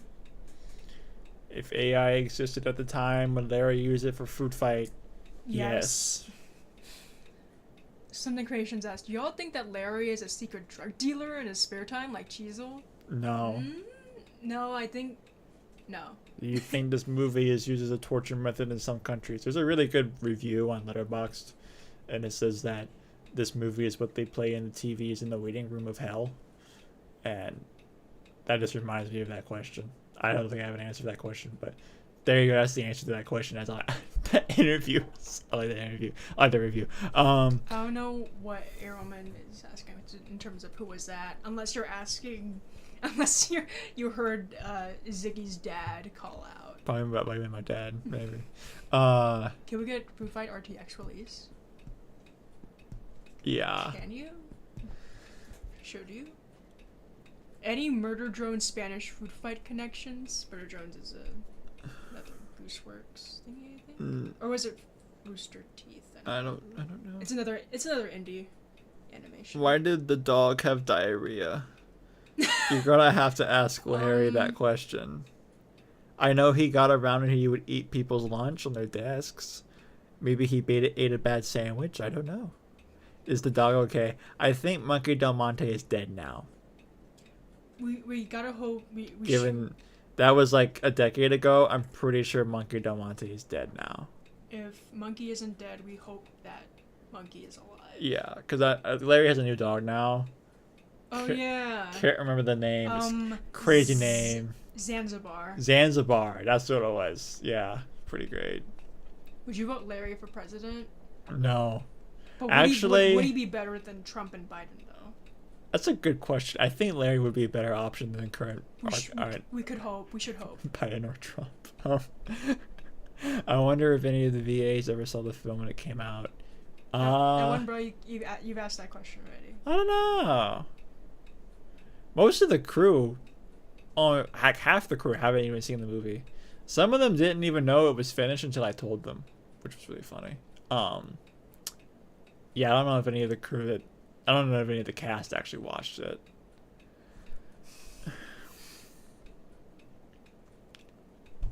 Okay, we have 10 minutes. Ask them away. Speed round. These questions are getting creative. Speed round. Why did Daria have the dog? That's a great question. Good. Yeah. I think the movie's world building breaks when they enter the real world in the middle. How does Larry feel about Foodfight today? We don't know. I have no idea. We wish we knew.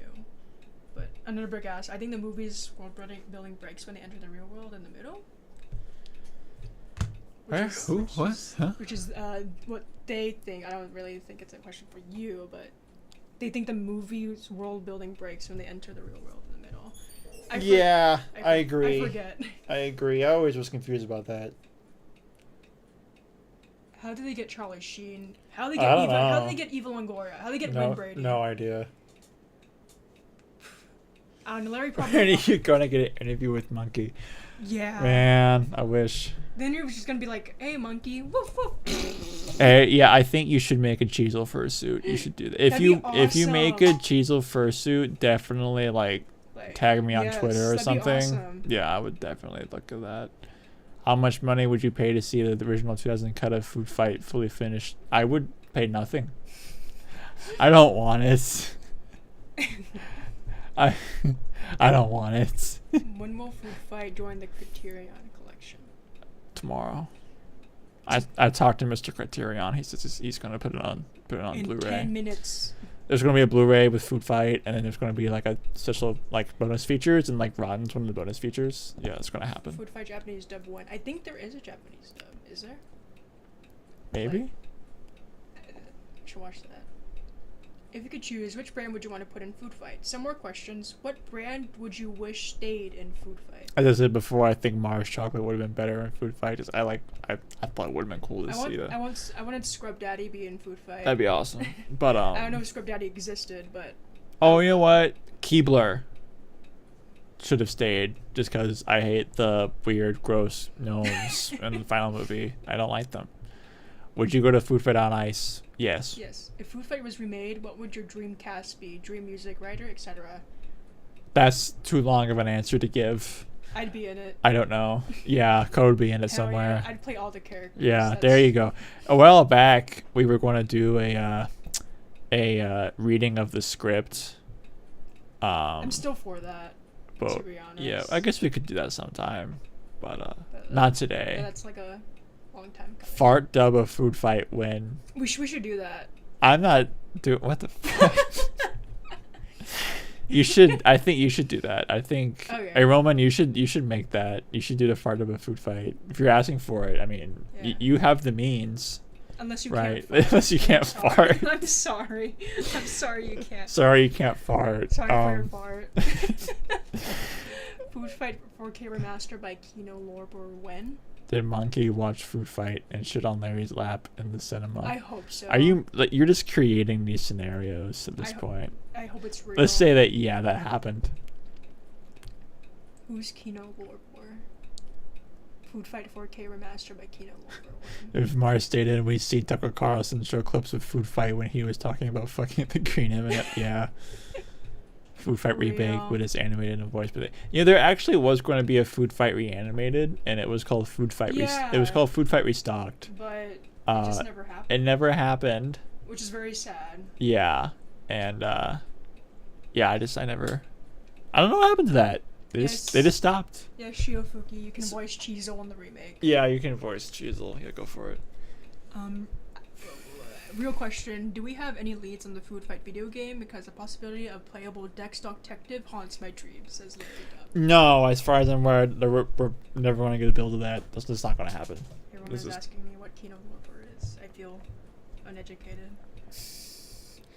Let's see. Larry ate a cheese sandwich and then washed up the dishes 20 minutes ago. I now have context. Yeah, Yes. you burn. I have security cam footage of Larry as we speak. I'm watching him as he cooks. I'm watching What him. What do you think of the kids who like Food Fight when it originally screened in Britain? I love them. They died. No. No, they didn't. No, that I hope happened. they're not dead. I hope not. I hope they're. I hope grown they. up. I hope they have pleasant memories of Food Fight. I hope they don't. I probably. I remember. have seen people that watched Food Fight as children. It's weird to think about, but there are people. Yes. Now I know what Kino is. Thank you. Did Larry Goon to A Lady X kissing Cheezel? Terrible question. I hope Awful. not. They're all dead. Nuh-uh. I don't want to think about that. I think it's terrible. I based my Chizo voice on his voice from the work print. Yeah, that works. Oh yeah.